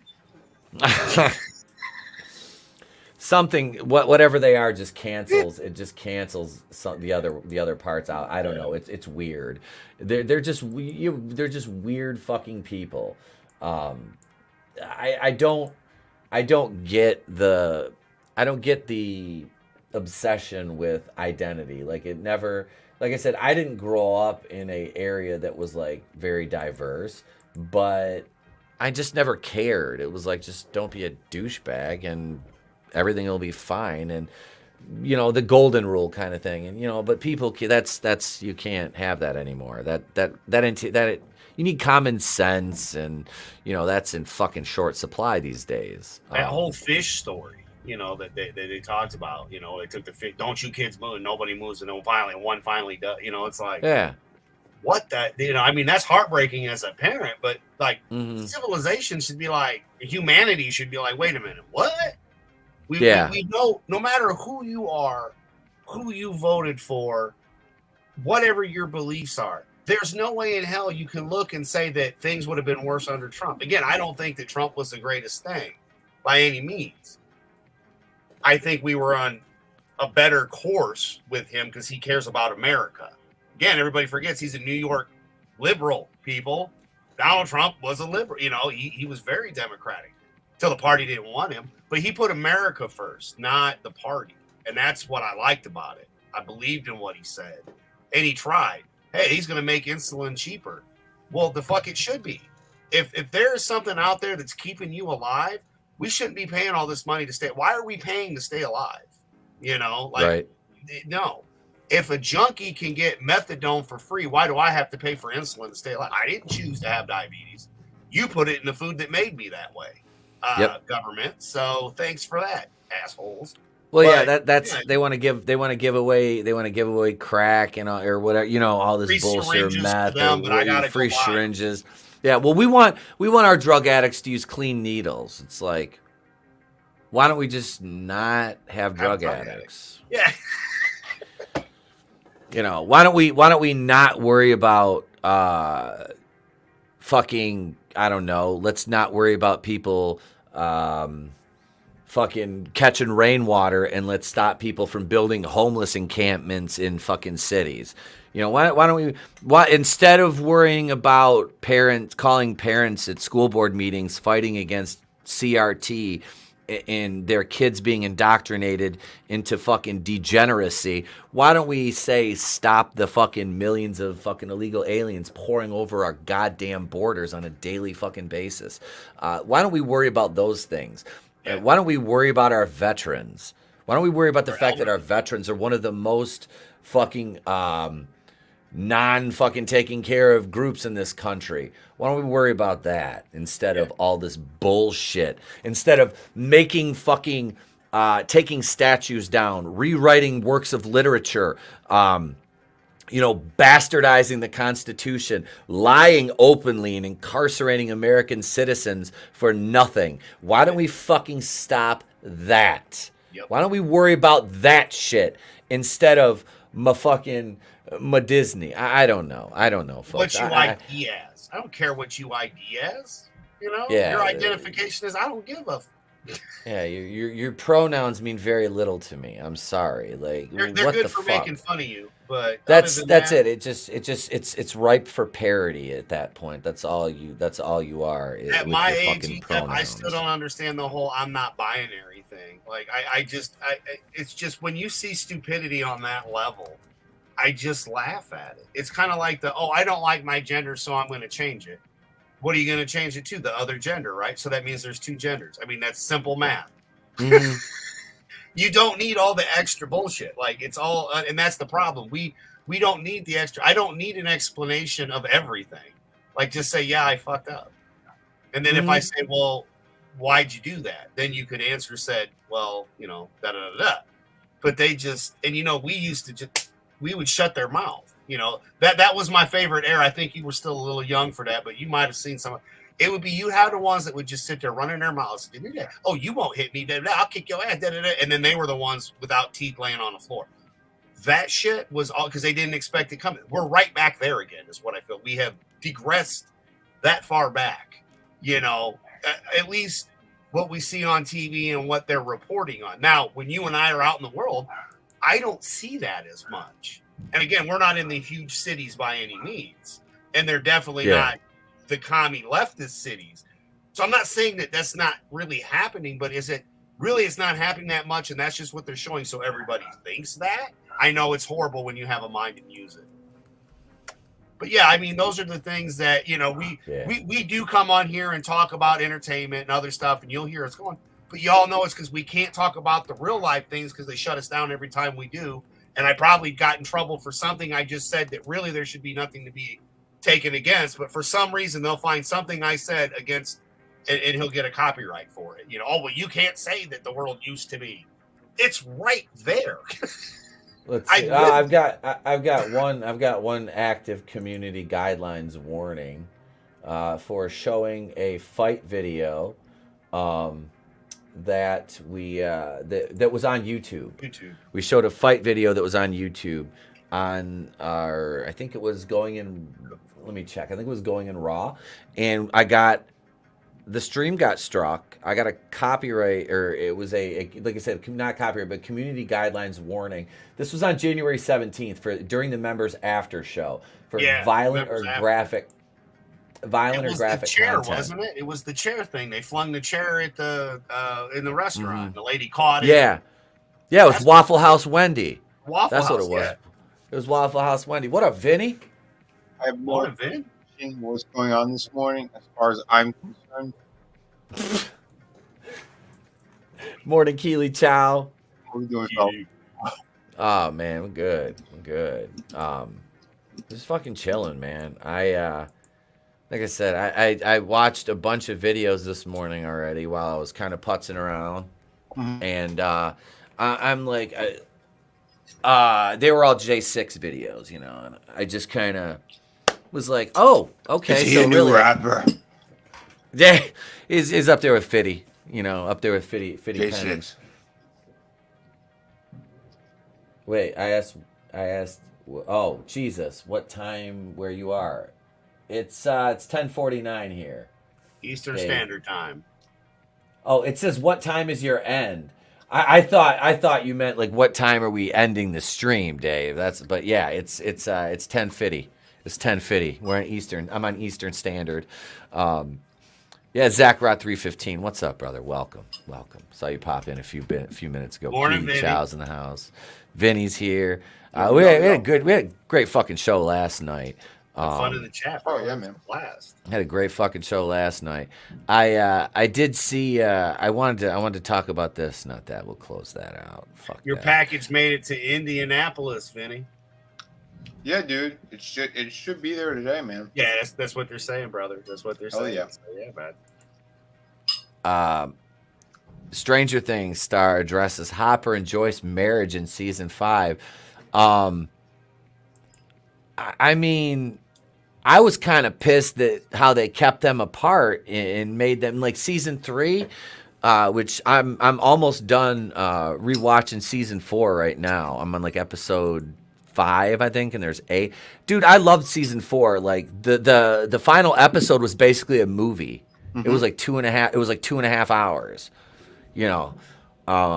That's a fucking movie. That's awesome. But I don't know. What they should do with these two. Like, do you guys think they should get married? Because I'm afraid they're gonna kill him off. Yeah, I mean, they made him disappear already the one time, so it's like, all right, and then he's back, and then what if this is all just in his head? Like, I know, we don't usually talk Stranger Things, and I'll shut up real quick. But what if this is all just in Will's head as he's being taken by the the dark side, if you will, or you mean by James Gunn? You think? Yes. James Gunn kidnapped him in the forest, and this whole thing has been in his head. Yep. It's him coping with being kidnapped by James Gunn. Yeah. And Kevin Spacey standing right there behind him. So Kevin Spacey gave him the quote unquote candy that made him hallucinate. There you go. Yeah, that sounds about right. Yeah. But the welcome to the Gunverse.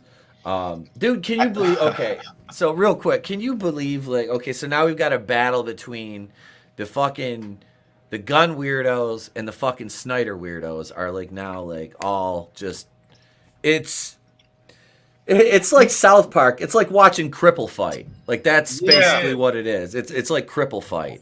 Yep. I think they're all autistic.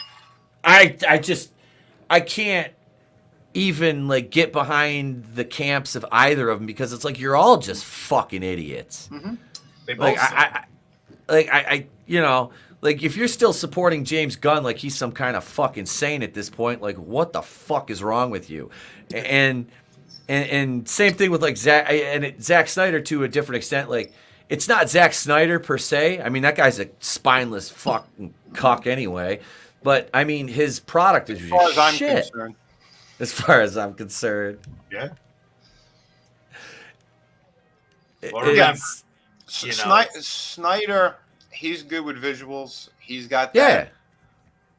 Yeah. There's something about his stuff that it looks good, but he needs someone to lead him. He needs somebody who actually has a proper scripted vision, and then they hire this guy to help complete that vision. Not that you let this guy have free reign because he proved that he's not good with storytelling, but he does have vision. You know what he did with Wonder Woman, what he did with getting Henry Cavill in there. That whole look, it worked. Like I love what they did on Krypton as well.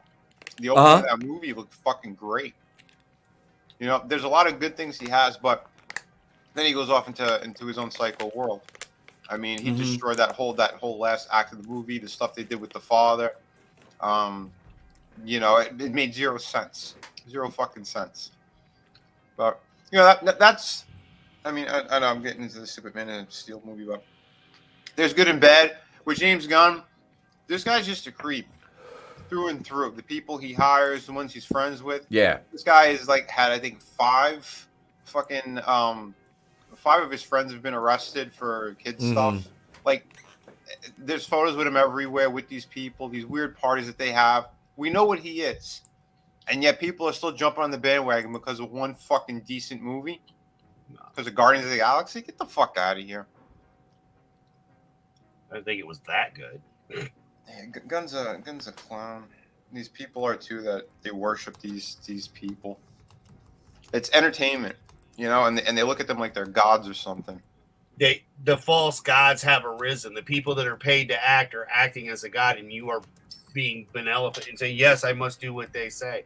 No, I don't think they need to get married unless, back to what you had said real quick, if this is going to be the last season and they ended up and that's the happy moment after everybody's dead or whatever they do, fuck it, why not? Sure, they deserve to be married by the end if this is how we wrap up the movie or the series, if you will. I know what they're going to do. They're going to find one last egg inside of her dried up uterus.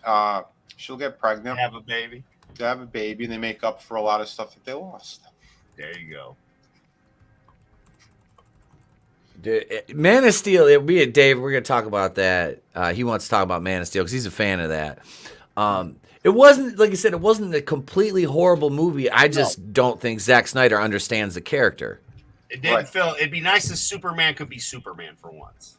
Yeah. The aesthetics of Henry Cavill as fucking Superman were perfect. I mean, there's no issue there.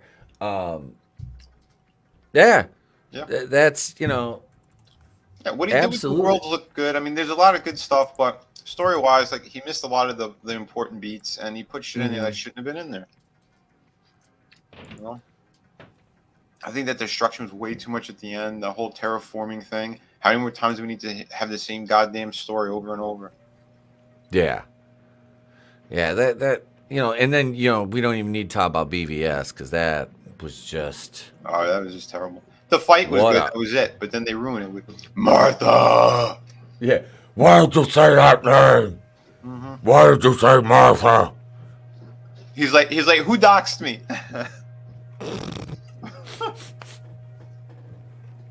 Oh shit!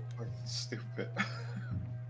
The only part about that I did like though was the dark shot of Batman being Batman, kind of like the Frank Miller style, where he just wiped them all out. But fuck the Martha bullshit. But that bit with the bit that they stole from the thinking video. ass, like the video game. The video game, yeah, they stole that shit from the video game. Yep. That was like one.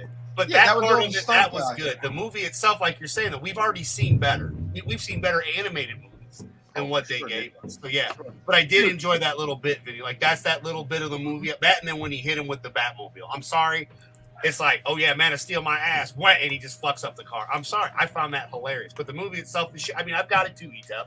I've got the collector's one with the book. It came with all the extra stuff, and it wasn't especially at the time, everybody was getting everything anyway. Like, again, I have the Man of Steel one because I like that movie for the most part, but it's got problems all over it. But I like what they did with some of the Superman shit, and the visuals are still good.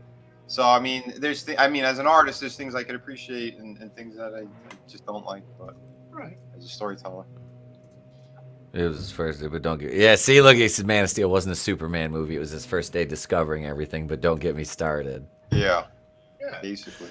But that shit too. I mean, letting his father die, like none of it made sense. You're fucking dude. At that point, he knew what his power set and his capabilities were. He could have went in and saved fucking Kevin Costner. Yeah. He could have just, and he didn't have to stand right back where the mother was. He could have just fucking grabbed them and just, as fast as he is, I don't know, dude. It was so stupid. Like the father's got to save the dog, break his foot. And, don't let the tornado get me. But I mean, that makes it's not right. Even worse, Vinny, because he can't save his father, but then he kills Zod. Yeah. Like anything that would have been taught in that moment. I'm sorry, bro. Anything that would have been taught in that moment by sacrificing your father, was lost by killing Zod. Right. Yeah. I mean, he was remorseful. You could tell he was obviously remorseful when he killed Zod, but I don't know. I thought it was. I was like, wow. My first time seeing it in theaters, the only thought I had on that, because I've had a problem with that the whole time, was. If that's okay, and I get it, it's them or me. Okay, fuck you. It's you. You're dead. My family's alive. These people are alive. If that is the reason he never kills again, but then he would literally never kill again. Anything. Yeah. No aliens, no nothing. No dark side, no nothing, man. I'm sorry. That's just my point of view on it. And that's how they made this story so that now that it's kind of gone, I'm not going to lie, I'm kind of glad. I don't want to see a bitch out Cavill, I don't want to see him make him not be Superman, because to me, he was our Superman. We had Christopher Reeve, and then we had him. He was great as Superman. Well, here's the thing: once you start killing off these characters, all right, like he's so extreme, right? There's nothing that could contain him or stop him. His power set's the same. He's about to kill his family. All right, he's dead. Right. So who says tomorrow you get Brainiac who comes down, who's ready to destroy the world, and he's like, oh, fuck, I'm in that situation again. He's so evil. He's so horrible. He's going to kill the world. I should just kill him as well, and then things will be cool. Then what happens? Darkseid comes down. Oh, fuck, here we go again. And now he's a murdering psychopath. And he's just going to go, he's like, fuck it. Oh, there's a guy who's stealing from an old lady. Boom, laser eyes, dead. What's going to stop him from doing that? He's Superman. He could do that. He's like Santa Claus on Christmas Day, but every day against the bad guys. That's it. He can fly fast enough to fucking turn back time. I mean, the guy's strong enough to fucking do whatever the fuck he wants to do. It's learning to control those fucking powers. That's why, to me, that was always why he didn't kill, was because he's a god. He's a literal fucking god in the universe, in the DC universe. So, of gods and men, what's to stop him from just, ending whoever he wants? Morality, the things he was taught, the things that were imparted on him. That's why he doesn't. This is why so many talentless writers and hacks, they're afraid to go near the character because of his power set and that he has to be a Boy Scout, and they don't know how to write that stuff. That's why so many of his stories are shit in the comic books because they don't know what they're doing or how to use them properly. And that's the sad thing of it. Batman, he could take all the shit in the world, including banging this disgusting green monster. Fuck you, DC. I mean, Disney. I mean, yeah. All of you. But yeah, no, and that's the thing. He could take so much shit, and it's all right because it's that man who he's the everyman who could overcome everything. He's perfected his mind, his body, all that. He takes the shit that he has to defeat who he has to, but he still has the morals not to murder. Now you have a guy who's got the power set of a god, who he should not be murdering anyone. He could kill anybody. He could blink his eyes and they'd be dead. Yeah, you can't have that character kill. You have to do something better with him. You have to show that he is the symbol of hope and all that stuff. So, yeah, I don't know. It's fucking crazy what these people did. The Injustice story, for what it was, I could appreciate it because it's an Elseworld story, but to try to bleed that into main continuity or anything along those lines is a mistake. That's supposed to be like a one-shot kind of universe thing. You can't keep going with that. You know, and trust me, like I love the game. I didn't read the comic book. I love the fucking game. I thought they did an awesome job with it. It made sense for what it was, but for me, it was like a throwaway story. It's not something that's supposed to be, you know, that's a Superman. No, it's wrong. So what if you will? You know, it's a what if to me. I liked the game. I played the second game and enjoyed that as well because they continued the story on and it made sense. And of course, they made the animated movie, which wasn't the greatest, but it wasn't horrible. But yeah, I've always thought of it more of a what if, you know, kind of like Brightburn was. Yeah, kind of like what? That's a James Gunn movie. Brightburn. Brightburn. Yeah. Superman's not raised by the Kents, and then he turns into an evil little shit. Right there. Hold on. That should have told you everything right there. Yep. He loves Superman so much he made a kid version who's a murderer. I mean, that's part of his fascination, his fantasies, his desires. James Gunn is a creep. Yeah, he's just fucking weird. I didn't realize it was Gunn. I did enjoy the take on the character, you know, a different idea again as a what if. Oh, I agree. I've only seen the movie once. Yeah, you know. Yeah. That was it. Now, and again, I like, kind of like you were saying though, Vinny, like it's a one-off. I did like, hey, we're gonna do something different. Hey, man, they did do something different.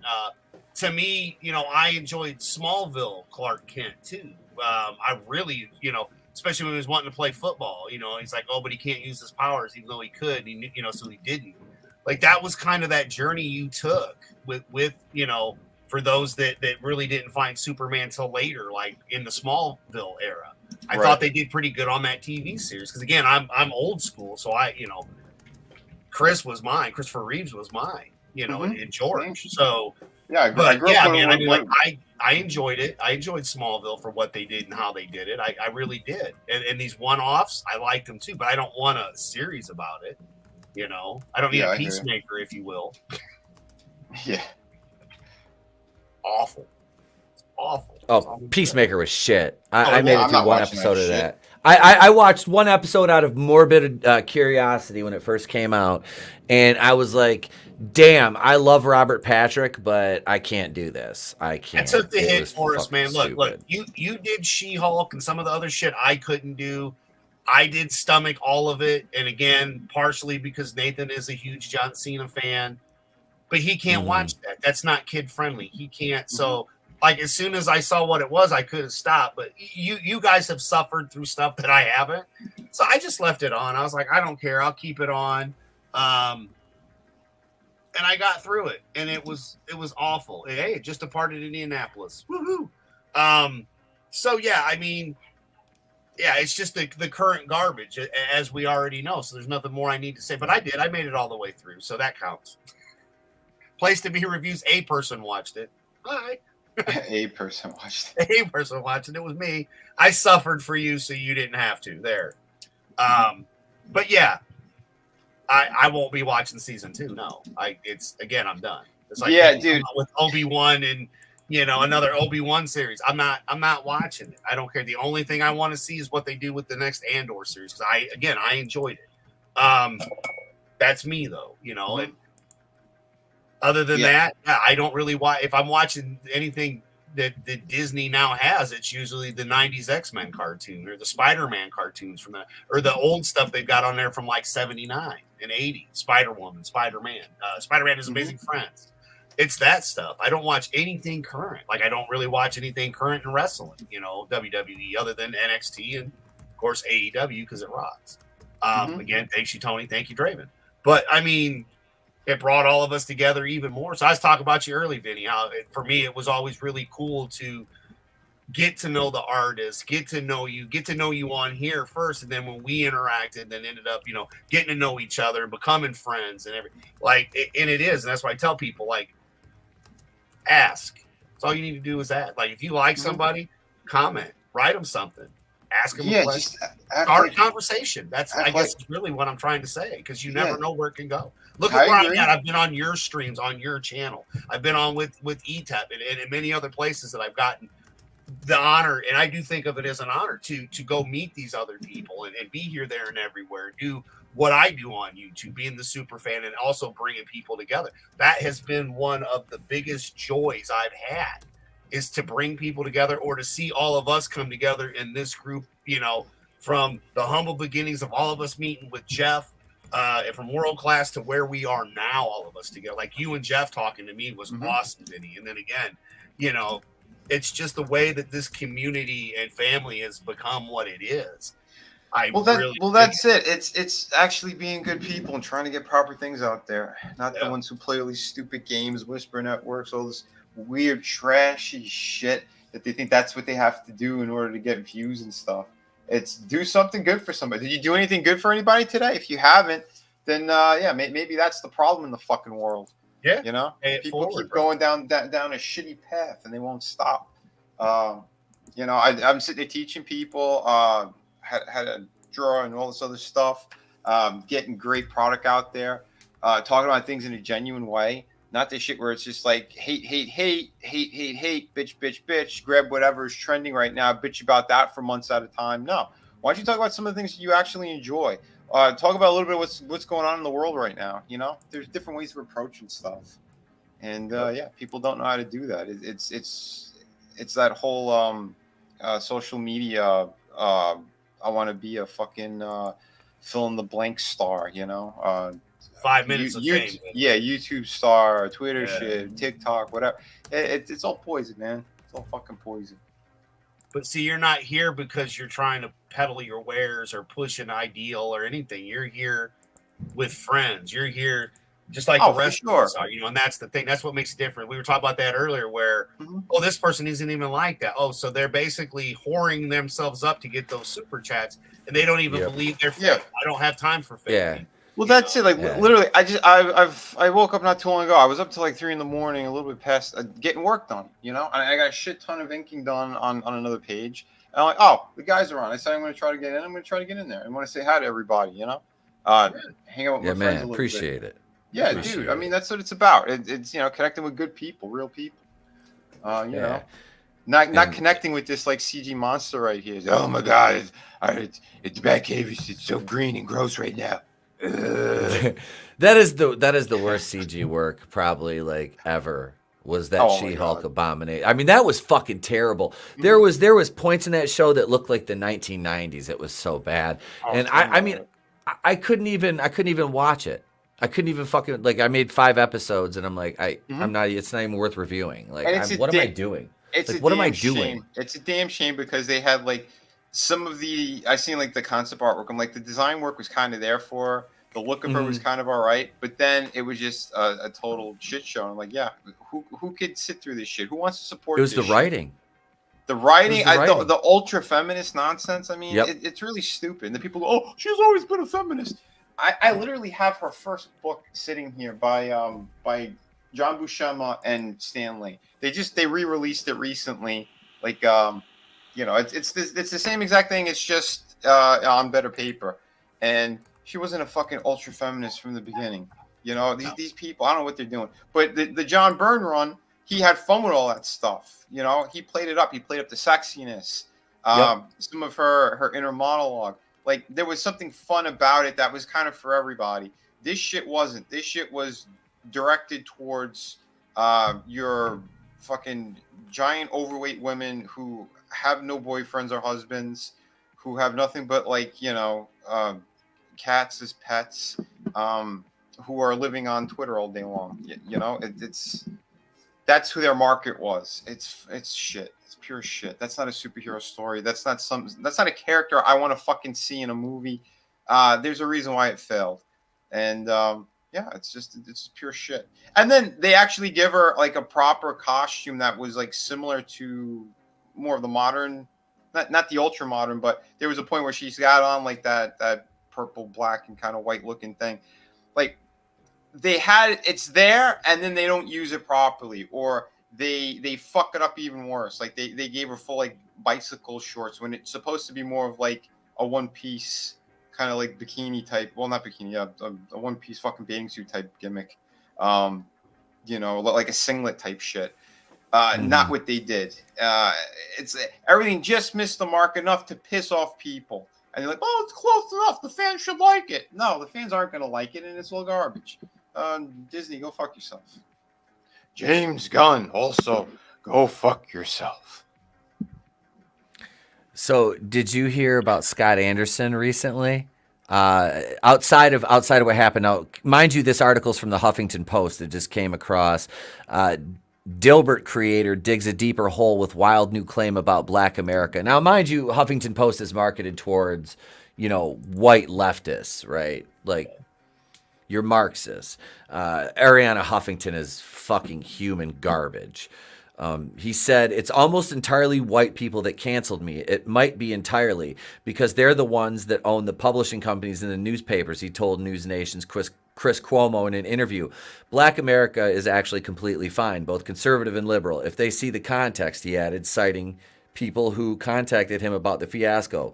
They also claimed the comments were hyperbole and that he intentionally courted controversy to attract attention. I don't.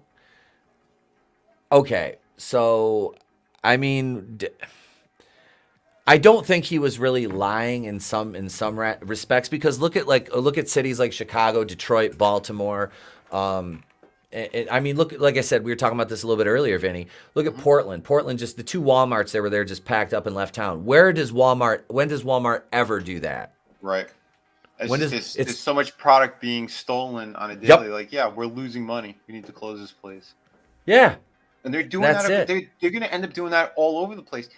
In New York, they did the same thing. There was a bunch of like the CVS's and all that shit. Like, they got to close these things down because there's so much theft that's been happening. And then what happens?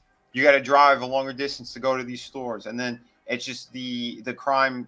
It's overflowing where it's like, all right, well, now we need to close that one. Then those stores aren't in your state anymore. Then what the fuck do you do? Oh, it's going to go back to online shopping. Then you have your social credit score. Oh, well, you said something bad on Twitter. We don't like what you said. You can't shop today. Oh, you're gonna starve. It's all about this shit, and we're seeing it in microcosms all over the place, and all these little groups and shit with these stalkers and weirdos who want to attack one another. It's all the same shit. That's why it's like we try to stay away from that crap. Like, we'll point it out, but yeah, these people, like, they thrive and live on this shit of hurting other people and doing just criminal shit. How about we get back to justice, doing the right thing for the right reasons? Right. That's almost like a, I don't know. It's just like it doesn't happen anymore. It's just fucking weird. Yeah. I don't get it. I don't get it. Did you hear what the Orange Man said? He gets back in. He goes, mass deportation. He wants to get the military, the 3-letter agencies, all the cops. He goes, we are going to grab them all and throw them back. Well, that's sign us up. We'll go pick them up for you, man. No problem. And it's not that we want to fucking hurt these people. We don't. No. We don't wish them harm. We don't wish them harm at all. It's like, look, if you want to come here, dude, that's fucking awesome. Absolutely. Fucking who doesn't want to come to America? Mm-hmm. But just do it the right way. You're fucking welcome here. 100%. Just do the work. That wasn't the thing. The mass deportation is regarding the criminals who came in here. Yeah. Because literally these countries, they empty out their prisons. Yes. And they send them here. And their mental institutions. They drop them all in here. And it's not just South Americans or people like that. They're from all over the world. They funneled in through that fucking border. And everyone's seeing that now. Everywhere they're going. Look at Eric Adams in New York. New York's a city. New York's got its own culture. New York's got swag. We're the melting pot. We can handle anything. Bunch of immigrants show up there. Eric Adams says, we can't handle it. We don't have the finances. We don't have the resources. Oh my God. We can't do this. It's like, wait, motherfucker. No. No, man. No, you said what you said was you welcoming, open arms, you know. Like I said, these immigrants, they ship thousands of them to Middle America in the middle of the night and drop them off. Send 50 of them to Martha's Vineyard, and these leftists fucking freak out. Yep. They freaked out. We can't handle it. Yeah. Oh, they're on our gated community doorsteps. Yeah. Oh. It wasn't hundreds of them. It wasn't hundreds. 50. It wasn't thousands. It was 50. And they flipped the fuck out. Like, what are these peasants doing all over our rich land? Like, these are some sick, twisted motherfuckers. And the worst part is people you mentioned earlier that we were talking about, the elderly, our veterans, our own people that the tax dollars should go for and help. They don't, because they're bringing people here to overpopulate us. Then now there's no jobs, and then there's people that don't want to work. But if you truly want to, they're so damn picky on you getting a job. How many times, or like I remember when it was, you're overqualified for the position. How the hell can you be overqualified? Like, that should be a good thing. Remember when knowledge was power? And that's the story of my life, bro. Qualified for these fucking jobs. It's like, no, we want people who can't draw. We want people who can't write or color. Don't have a brain. Like Those are the ones we'll hire because they're cheap. Because they Twitter told me that's why I need to hire this week.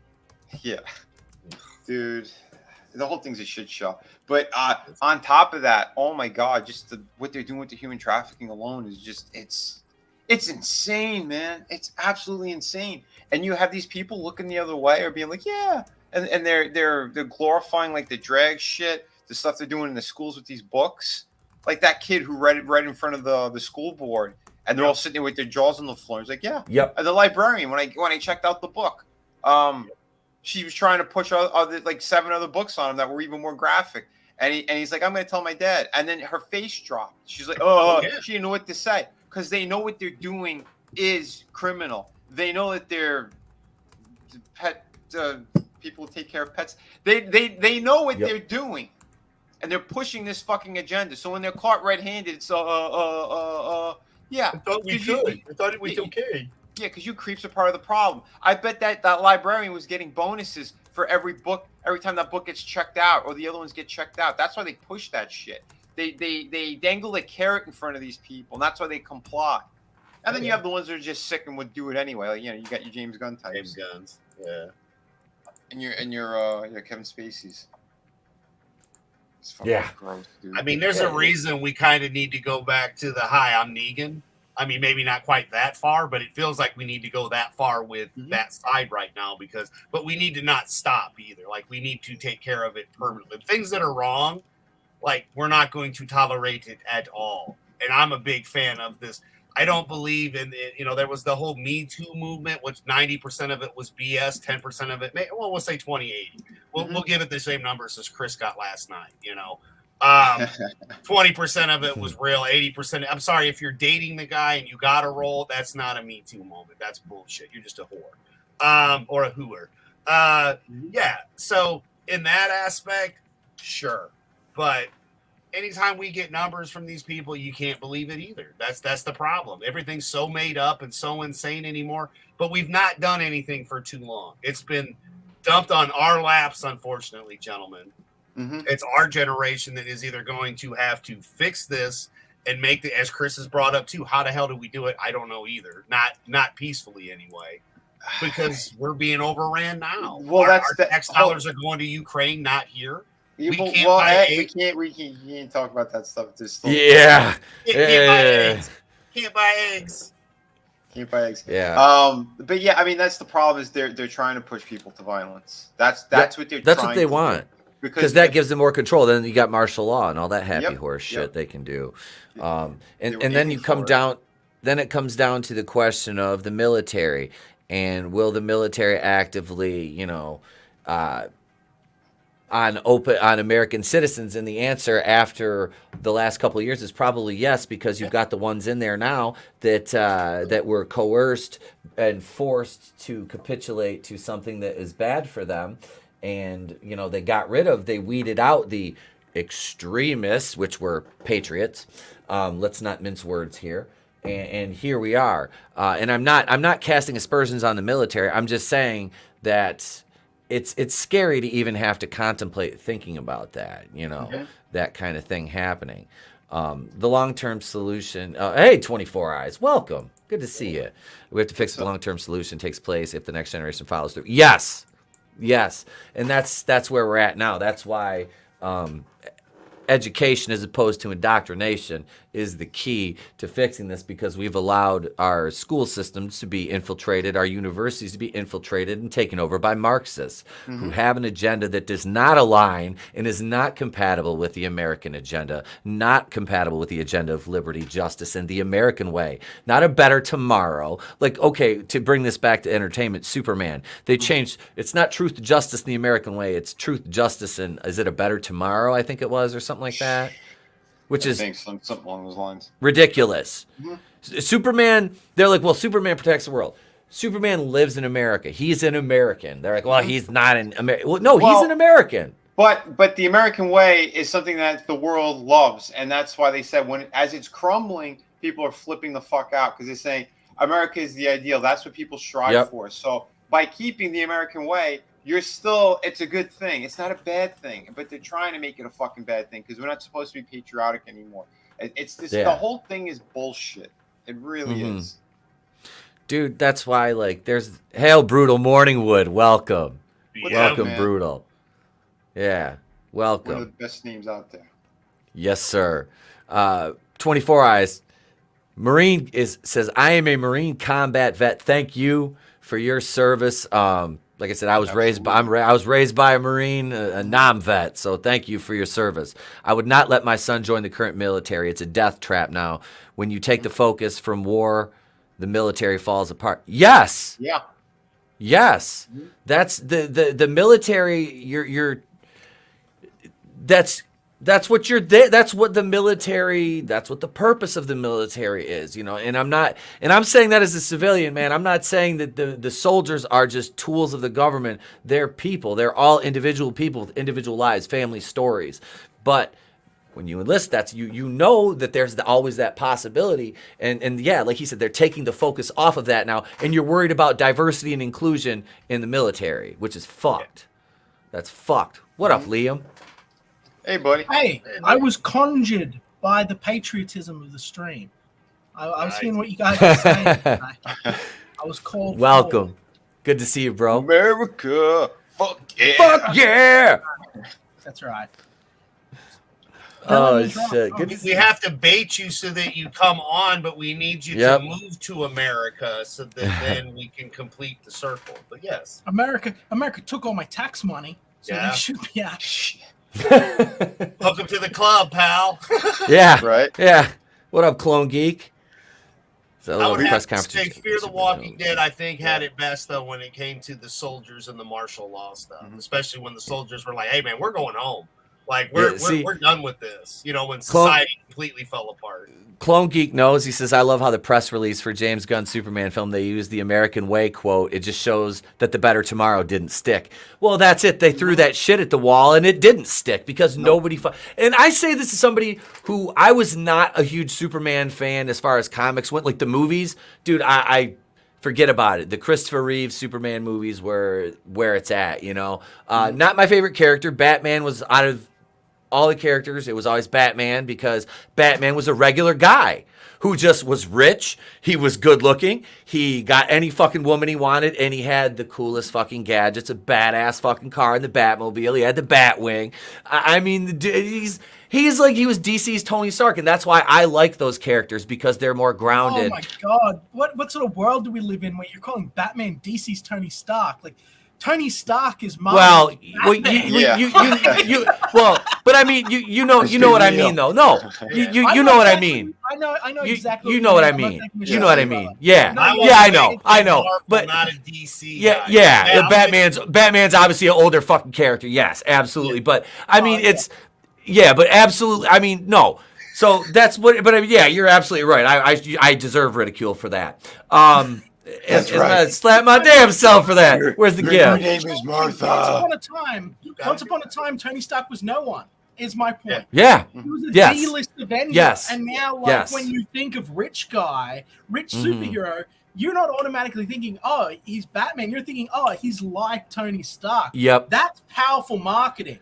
That is. It is. Yeah, you take a drug addict who got himself clean and you put him in that position, and it's not even Iron Man anymore. It's Robert Downey Jr.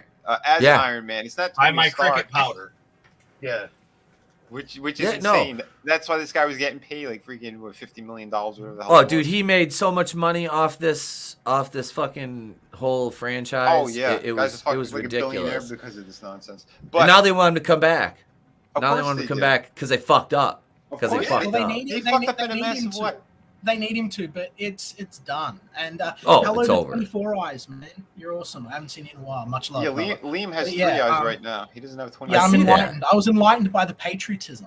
It opened up. It opened me up. I can see. Are you starting your own religion? I'm the world's greatest detective, and I notice things. But yeah, no. They can't. I don't think they can. It was said a while ago, hey, the Western was unkillable. It was unbeatable, right?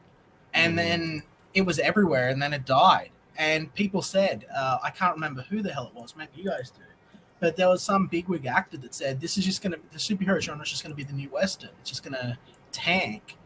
And I really think that, like, we're here. It won't be much longer. And then what's going to happen? Like we see all of this stuff now, but what's going to happen? Like, I don't know. Like, is there going to be a generation of people that just think it's gay, childish shit again? Is that what's they poisoned it all. They poisoned it all. Like we were saying, like the Disney Plus shit, like all those characters, like they were hoping that was going to be their new wave of shit for the Avengers. It's not. It all failed. It all failed because it's all marketed towards, again, the extreme views, the left bullshit, all that nonsense. Nobody wants that. No one's ever going to want that. And Ant-Man just proved it too. Like, people are tired of this stuff. They're already jaded.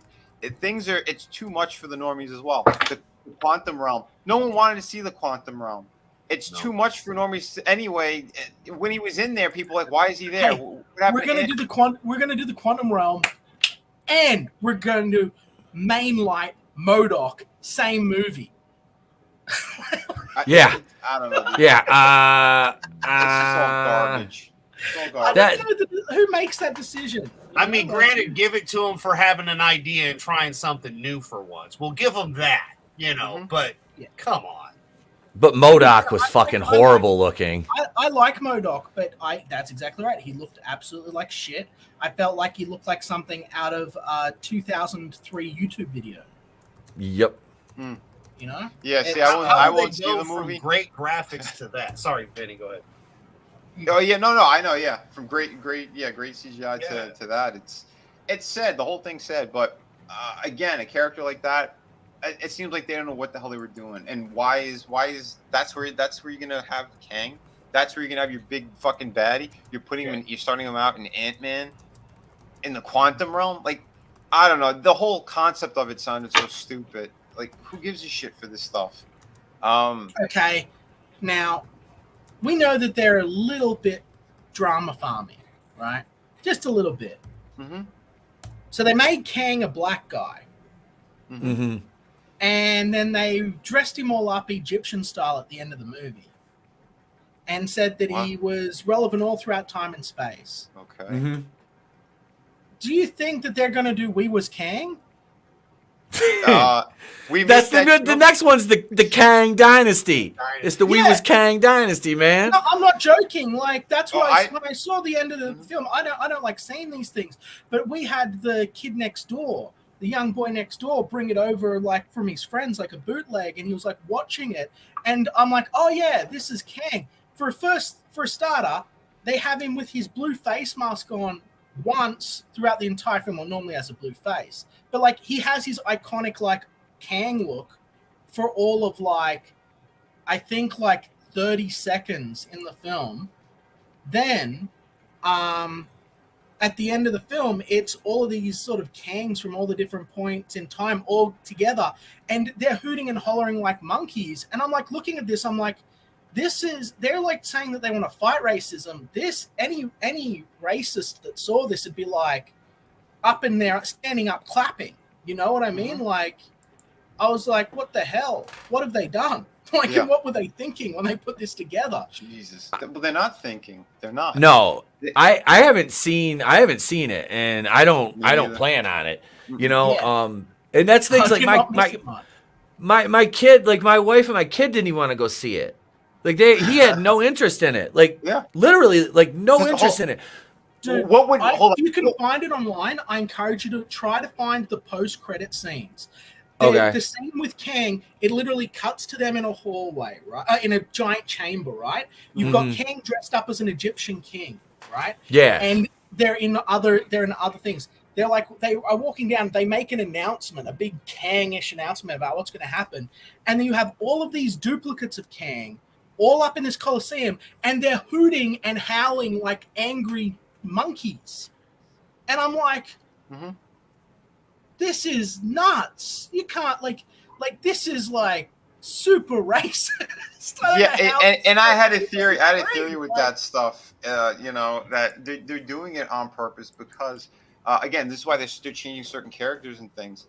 Like in Star Wars, like they're making them all gay and bi and all this other weird crap. Why are they doing that? Because they know they're failing already. They're hemorrhaging money. So now, if they change those characters, sexualities, whatever, they could say, well, this is the excuse why it's failing because bigots are stopping this. You have the ultra-right who are trying to throw shade at it when that's not the case. They were already hemorrhaging money way before that. But this is what they're going to do to try to change history because we know that's how these motherfuckers are. And we've seen it across the board everywhere. Enough time goes by, no one remembers that time frame of what really happened. Or when they do look back, they kind of scratch their heads and they dismiss it. No, we know what happened. You people destroyed it because you did the wrong thing from the beginning. You took, again, like character of Luke, you destroyed him. He's supposed to be the symbol of hope. And they made him a hermit who's bisexual, closeted, living on an island, who he thought too hard and died. It's so stupid. The whole thing is so fucking dumb. And then we're going to take some random person. You don't know who that is or whatever. They didn't even know who it was. They were filming that last movie and goes, well, she could be Obi-Wan's granddaughter. Oh, you know what? Maybe she's the granddaughter of Palpatine. Maybe she's this. Maybe she's that. They filmed so many different things because they didn't know what the fuck they were doing. That's a problem. That's a problem when you don't know what the end of your story is. You don't know where the characters you created are supposed to be because it wasn't theirs. They bastardized the story that Lucas had. He had the outline, and they picked what they wanted out of it, and then they just shit all over it. And then they try to feed it to the fans. Same thing with Marvel. Now you're pushing garbage that nobody wants. Listen, I like Paul Rudd. Ant-Man 1 was all right. 2, But 3, tell me what looking at the trailer, what would bring you in to watch this movie? Ant-Man 3 is Guardians of the Galaxy. But this is hold on. Ant-Man 3 is literally just out of the trailer. Really, sorry. Go hold on. Out of the trailer, I didn't get that at all. I didn't understand what the trailer was supposed to be. I don't see the major conflict. I don't see why they need to go back to the quantum realm to begin with. Like none of it made sense from the trailer and just looking at that shit. It's mega retarded, man. Like, so basically to summarize it very briefly, the mother, I can't remember her name, but you know, Hank's wife, you know, is like, yo, I don't want to talk about my time in the quantum realm, you know? And they're like, tell us all about your time in the quantum realm. And she's like, no, I don't talk about the time. Let's just enjoy being a happy family. And then it cutscenes to them at the dinner table, and they're like, "We've got a surprise for you. Let's just show you what it is." They take her into the basement, and they go, "Look, we've built essentially a quantum satellite that will allow us to like look into the quantum realm and see what's there." And she goes like, "Are you fucking retarded? I told you not to fuck around with the quantum realm. Turn it off." And they're all like, "Yeah, okay, we'll do that in about 30 seconds. We're just going to stall and ask you why first, over and over and over again." And then there's a backlash, and then they're sucked into the quantum realm by Kang. Because Kang's been looking for her the whole time. Because she found Kang when he was shot into the quantum realm as punishment for betraying the other Kangs. And they just launched him in there. And she found him not knowing that he was evil, nursed him back to health like a tiny baby deer, picked him up in her arms and held him. And then she helped fix his ship. And then he was like, "Yep, okay, cool, thank you. Now I'm going to take you home and return you to Earth." And but because she touched his spaceship, she psychically melded with him. You still follow me? So she touched his spaceship, and they cyclically melded, which allowed her to see his mind, which allowed her to realize that while he was going to keep his word and he would not destroy Earth, he was going to leave and then go and destroy whole other versions of reality as he attempted to essentially trim the out-of-control tree that was the universe to allow the universe to survive. So he's like he's a super space Nazi. And he was going to mass genocide for the betterment of all. And she said no and smashed his little device and kept him there. So he owes her his life. They try to present him as a sympathetic villain, though ultimately an evil one. And the movie is basically John Carter's Mars, except in the quantum realm. Yeah, I had no desire. It's not good. It's not good. No. I mean, no, we were going to go nothing. see it, my daughter and I, because we saw the first two in theaters, but I didn't really see the trailers or nothing. And Vinny, I think it was on your stream I was talking about that. We're going to have father-daughter day. But I mean, we didn't go, and that was that. But after hearing how awful that sounds, I don't even want to see that. That's just, ugh. And I mean, we were just going, like I said, in blindly to finish up the fact we saw the first two movies. But yeah, now, no, definitely not. I wouldn't have even seen it, except the kid next door was like, "Oh man, he doesn't have his older sister is friends with my daughter, and like he doesn't have a good relationship with his dad, and like he likes the superhero stuff, and he reads my comics and plays video games with toys. I let him sort of hang around, and he was watching it like from a bootleg that his friend gave him. So I literally just sat here while I was drawing Dino King and watched it with him. And I thought, Jesus Christ, you fucked Kang up. Like, they didn't do it. Like, Kang was not as messed up, as bad as they've messed up Doom in the past, but it was. Well, give them time. Give them time, because when they think the Pym Fantastic straight up Four endorses shit going, socialism. Hank Pym straight up says, like, Yep. you know, I'm not going to quote it because I don't remember. I can only paraphrase, but he's like, you know, look at how good the ants are. Say what, like he says, like, socialism might be a buzzword or whatever, but look at the ants, and it's. I just sort of thought that's just shoehorned in. Like that was odd. Like, whatever. But and then they also made it that like Hank's wife was fucking this other alien when she was like cucking him when she was in the quantum realm. She wasn't faithful. Was that Bill Murray's character? That was Bill Murray. Yeah, she was boffing. Yeah, Bill she was Murray. fucking Bill Murray. Now, to be fair, it's Bill Murray. That was Bill Murray's character. You could get whatever like macro woman he wants, but like still, it was. I felt sorry for the cucked Hank Pym. I was like, you poor guy. Yeah. Well, then they made. He cheated too, so it's okay. Poor Michael Douglas. True love, guys. True love. Would they have Cassie Lang was like the queen of the quantum realm Antifa too, which is fucking hilarious. Because like I said, even Tony was telling me about that. He's like, yeah, he goes, it was really weird and how they completely like changed her fucking character around for no reason. I don't know. The whole thing's just stupid. Like I said, but and then the writer came out and he was like, well, I'm defending, he's kind of standing by, he blames the audience, of course, like these weirdos always fucking do. They have to blame the audience, and it can never just be their fault for anything. It's not, you've written a bad movie. You wrote a bad script that people didn't take to. They didn't like it. They thought it was shit, whatever. That's not your fault. You're perfect. It's like that Principal Skinner, it's the children that are wrong. I couldn't possibly be out of touch.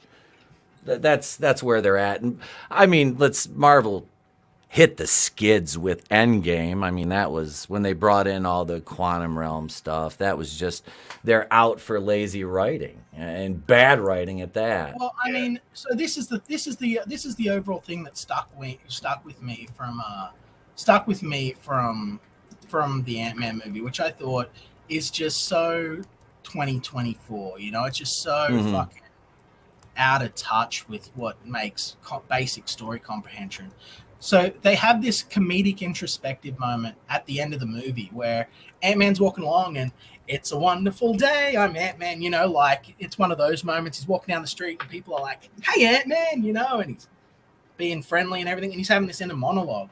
And he actually has this moment of self-awareness where he realizes, wait a minute, if Kang was killing all of these people to save the universe because the universe was going to end if he didn't do it, by killing that guy, did I just doom the entire universe to being destroyed? And I was like, there you go, buddy. There's the $1 million question. You did just, if what he's saying is true, you just condemned the entire universe to destruction. And he stops and thinks about it for all of 3 seconds. And he's like, well, I'm Ant-Man and it's a wonderful day. And he just carries on like la-di-da-di-da. And I just sort of stared at it vacantly up on my television screen and thought to myself, so what, the next threat that Marvel's going to pitch is going to be the Kang, and they're going to come in, the Kangs are going to come, we are Kang, and we are the Kangs, and they're going to, destroy all of reality, and so it's going to be a war to defend reality against a bunch of the exact same actor in different costumes? What a retarded way to end the Marvel universe! The final villain.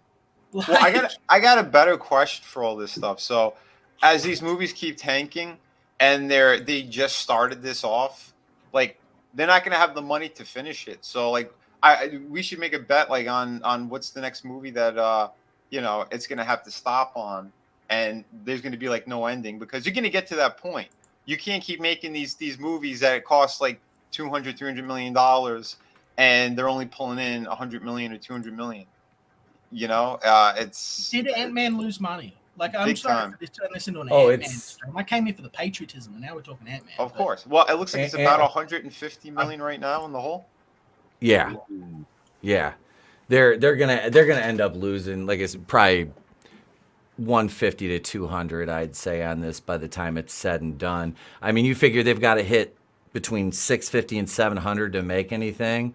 So I mean, they're really pushing right now, because they're only at 4 something now. I didn't think that Ant-Man would be the thing to sink them. I really thought it was going to be the She Avengers Super Ultra Femme Squad Super Power Girl Avengers movie. Girls can do it better. I had no idea that it would be Ant-Man. I just always thought that Ant-Man was kind of insignificant. I mean, I liked the first Ant-Man movie. It was a heist movie. I like heist movies. Yeah, the first one was good. Second one, it had okay parts. But but this third one too, it's doing the worst out of all 3. Morning, good stuff. Good to see you, brother. Hey, my editor extraordinaire, good stuff. Right. The man who can actually edit your videos, because he's just editing them. Yeah. Yeah. The one who makes me look good, that's him. That's him. What up, Fictagious? He says the real question is, will Blade actually get made? Oh boy. There's a good question. Will Blade actually get made? I doubt it. Can Blade be what we want Blade to be in 2024? there was people fucking in a club in the first scene of Blade 1, and it had Wesley Snipes in it. Like, can this be a better Blade film? Is it going to be dark, gritty Marvel Knights, or is it going to be we might want to put him next to Tony Stark? So this is, Blade who goes to Sunnydale. Like yeah. That's the fucking thing with Blade is I don't want all that fucking serious tension built up and then ruin it with a Marvel quip. That's the problem. Well, what they ended up doing was they said there were only, I think, 2 fight scenes in the entire script, and one of them was like under a minute. And Mahershala Ali goes, "What the fuck is this?" Like, he got pissed and he didn't want to film.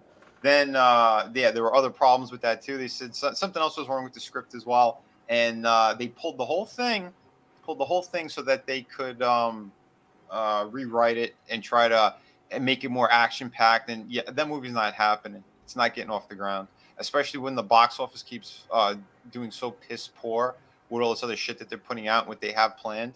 The X-Men stuff, they're still trying to find their proper way of bringing them in. And the thing is, that's an excuse. They're waiting for time to go by. I think it's at least 1 more year before the contracts expire. It's either 1 more year or 2 more years before they completely expire, so that they don't have to keep using the same actors. Now, I haven't been watching this stuff, right? Because I literally just sort of checked out. I was like, I'm never going to see the superhero movie that I want to see. This will never happen. But I'm a huge fan. I'm probably the only one, but I'm a huge fan of the Fantastic Four. Like, I really like the Fantastic Four. Like, the classic Fantastic Four stories, the time Galactus first comes to Earth, like, just truly sensational stories. I like a lot of the Mole Man stories. A lot of those are really well written and are overlooked by people. They're good. And so I was excited to hear that they might finally be doing a really cool Fantastic Four film, like, because it's always shit the bed.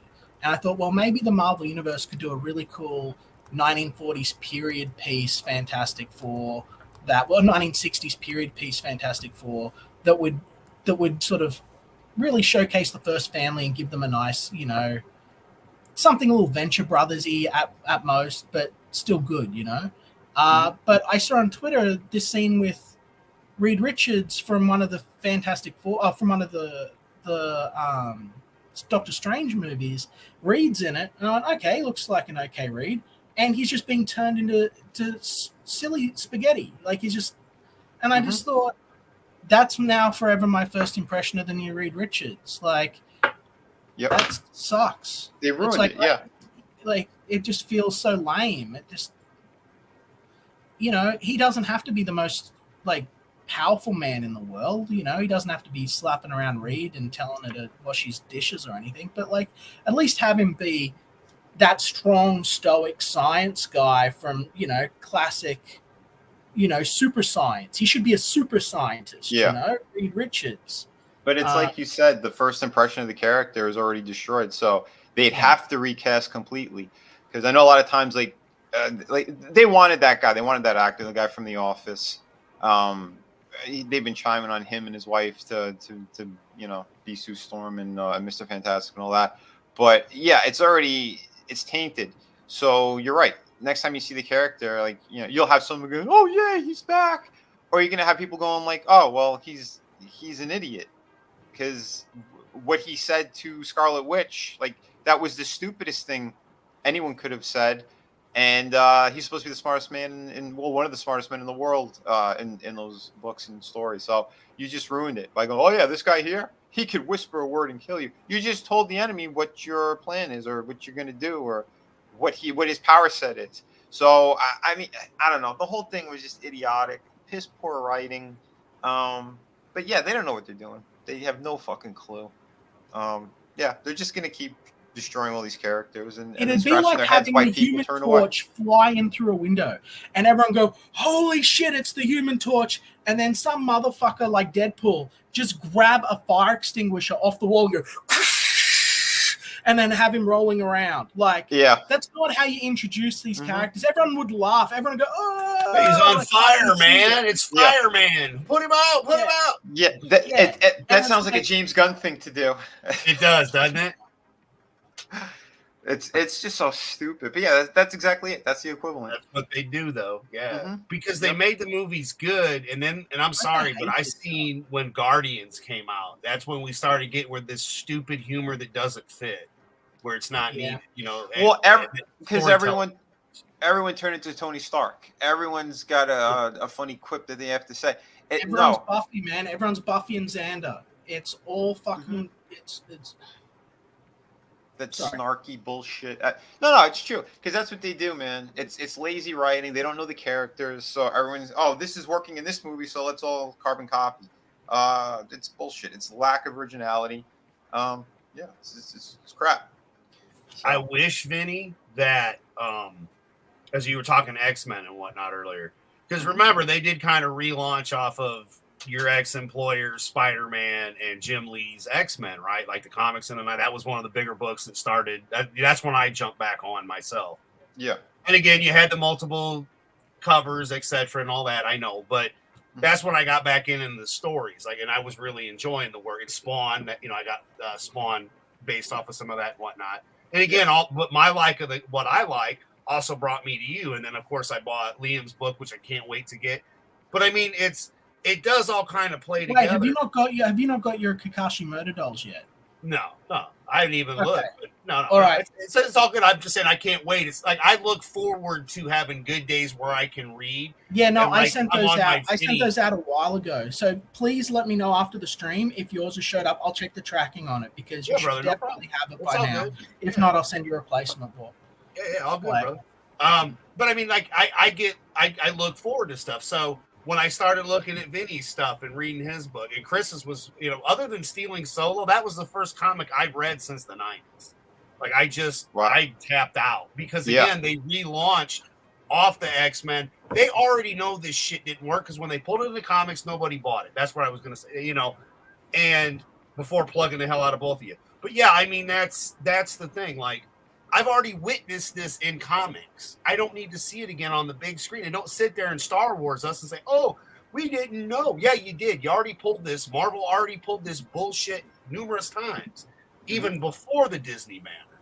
So they already know they can do it. And that's, I think, why they're doing it. But I had hoped out that we would get that again. Maybe if we were to get an actual X-Men movie, that would be where to relaunch in the correct direction anyway. That could be that could be the only thing that could possibly save them. But at this point, do we want to see them being saved?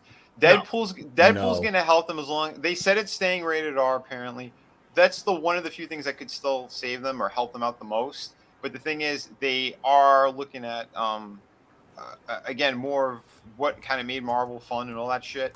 Plus, you still have what Ryan Reynolds was doing, what he's been planning with all this stuff. Pulling Hugh Jackman back in is going to get everyone running back to the theater. Like I said, I have a connection with the character. That's one of the reasons why I said it's the one rule I'll bend for sure. Everything else I have not been watching. I'm not gonna watch it. Don't give a shit. But Deadpool, that one again stays rated R. As long as they have that at least locked in, yeah, I'll still watch it at some point. As long as they don't mess it up, Vinny, because I'm a big fan too. Yeah. If they fuck that up, I'm done. Like, I won't waste any more time, money. I'm not hoping for shit. I'm done. I'm I think that's the majority of people, because that's the one character that people were like, they're kind of cheering on still, because it's the one that does say "fuck you" to all this. Yeah, I've never really been a big Deadpool fan. Like, I didn't mind the first movie. It was good. It was fun. Ryan Reynolds was good in it. The second one, it was okay. It was all right. I don't hate the character. It's one I'm looking at Disney going like, I mean, they're gonna say it's gonna be rated R, but I'm like, man, are they gonna do what they did in the other movies? Are they gonna be able to do that? Are they gonna be allowed even with an R rating? You know, I mean, there's still certain things you can't do. And I don't know. Like, that's the thing with Blade. It's like, I don't know if they can appropriately fucking convey the way that character should be if they're going to do it right. And I don't think they can. How can they make a serious film when, you know, I mean, the closest thing, and it was Sony, the closest thing they've tried to do to that is Morbius, and even Morbius and Venom. And both of those even had, like, sort of dark humor through them. Like, it's kind of expected. Yeah. These are the new popcorn flicks. These are the new sort of, just, it's the mindless stuff that people consume. Endless. Like,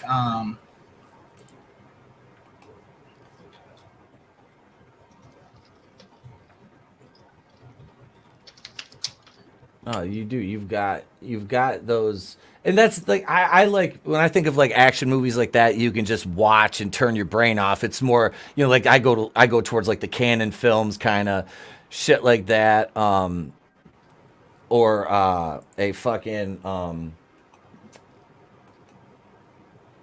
a goddamn, you know, kind of like those action movies, those kind of things. Yeah, exactly. Like Fast and the Furious and stuff like that. I've got to, you know, I Venom quite movies enjoy were those, funny. you know. Yeah. The Venom movies were right, but I mean, the modern Marvel movies are just kind of like, they're made for the lowest common denominator. But then, like, you walk down the toy aisle, right? And that's always a pretty good gauge for what kids are actually invested in. And if you know what the kids are enjoying, you're going to know, like, what's got momentum, you know, what's got potential of coming back or sticking around, what will potentially be tomorrow's nostalgia. And nearly everything Disney's doing right now is just shelf warmers. Like that Lightyear movie, everything's reduced to clear, and I don't think, like, anyone bought anything from it. And, like, so Marvel's the thing that's, like, at least the stuff's going off the shelves. You've got the Spider-Verse movie, which was highly acclaimed, but again, that's through Sony. And most of these kids are getting their impressions and stuff on video game franchises now. So, like, they're seeing the movies, and the video games are being better than the movies. And that's at least what the young kids that are talking to me are saying. Like, they're like, oh, yeah, but Spider-Man's so cool in the game, and you should play this game, and you should play that. And I'm like, oh, I don't play games anymore, dude. I'm too old. I'm an old boomer, man. But it's like, but these movies aren't reflecting what the kids want. They're not reflecting what we want. And they have no respect for the source material while somehow still referencing it and picking it apart. Like, we've talked about this to death over the last 4 years. Yeah, more or less. As a creative, I just look at it and I think, like, what are you doing?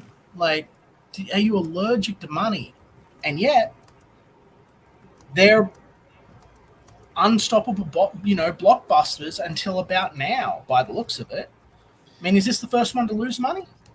No. Okay. Right? Oh, wait. No. In recent years, this is the first one to lose that much money.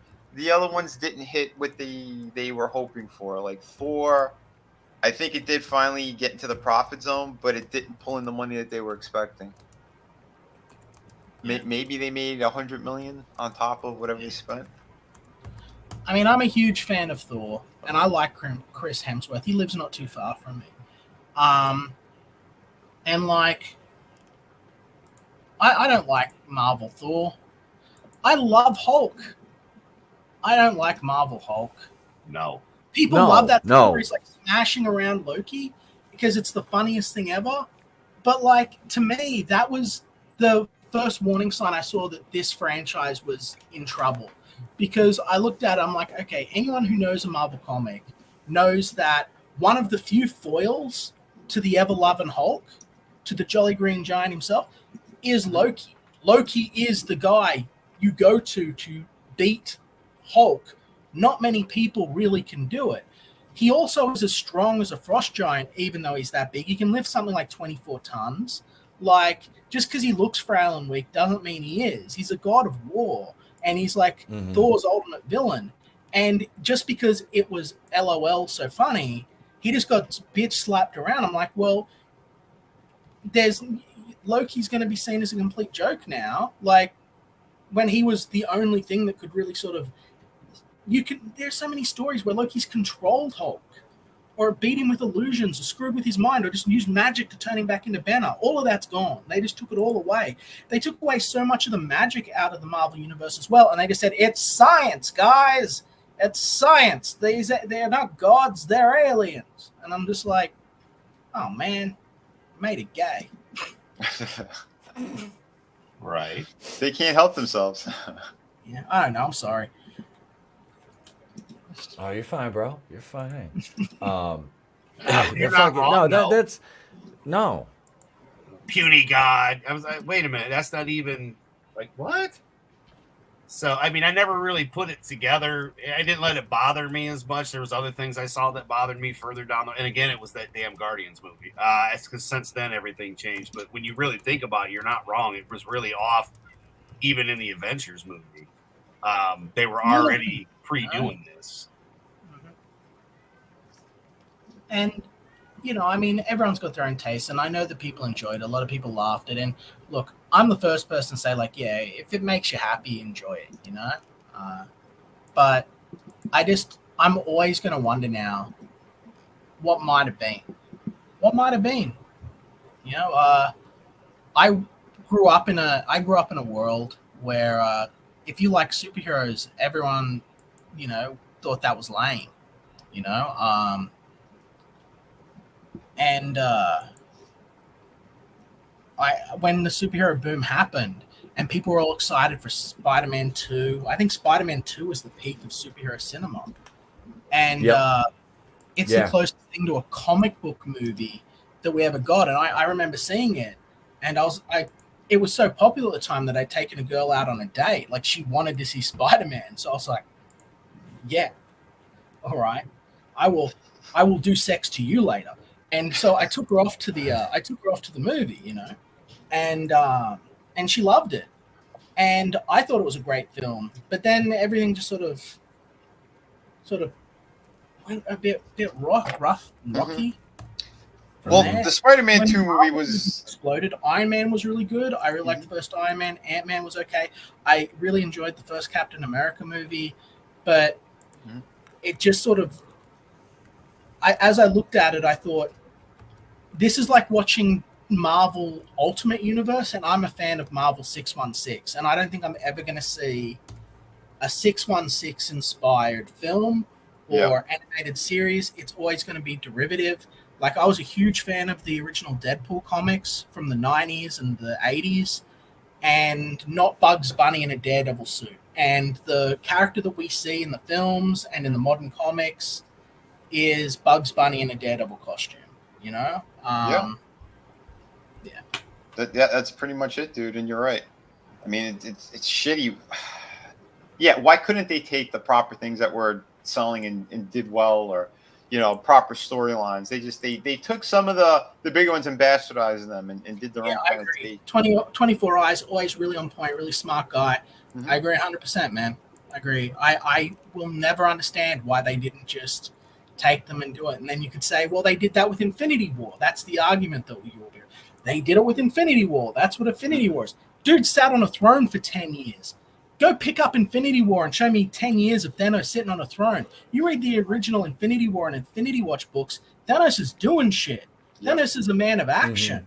Those movies, you know, like, I hated those movies, Liam. I was like, yeah, this isn't even the with Captain America and Tony going at each other. I'm like, this isn't Civil War. This is like a chapter of, you know, you broke my Lego.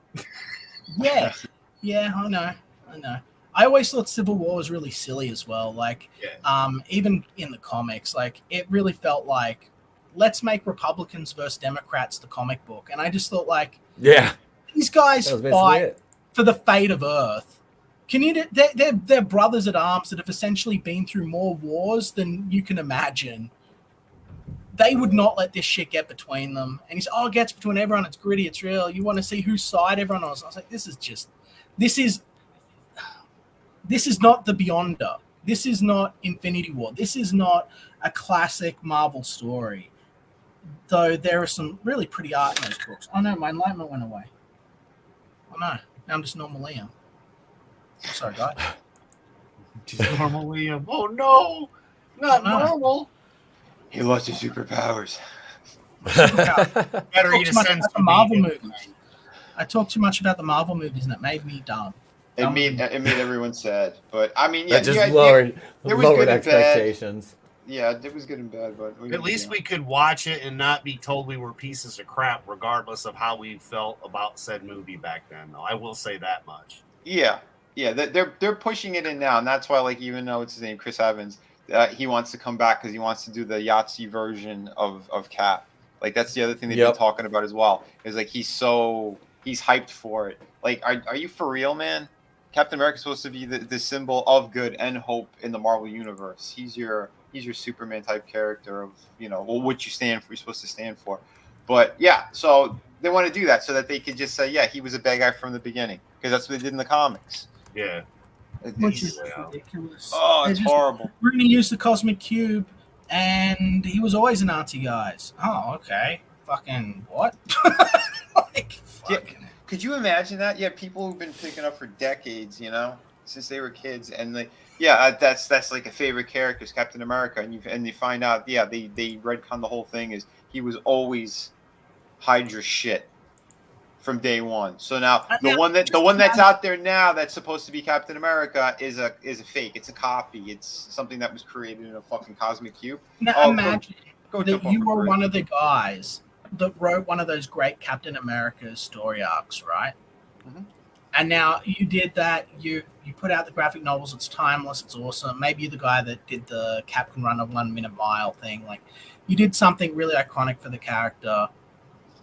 And then it turns out, oh no, because of a 2014 or whenever the fuck, like 2016 or whatever it was, like retcon, really that big war story, everything you did was all an act. Or it was all just, all of it was just fake. All of it was just pretend, not real. And really the whole time, Steve was plotting to betray the Allies.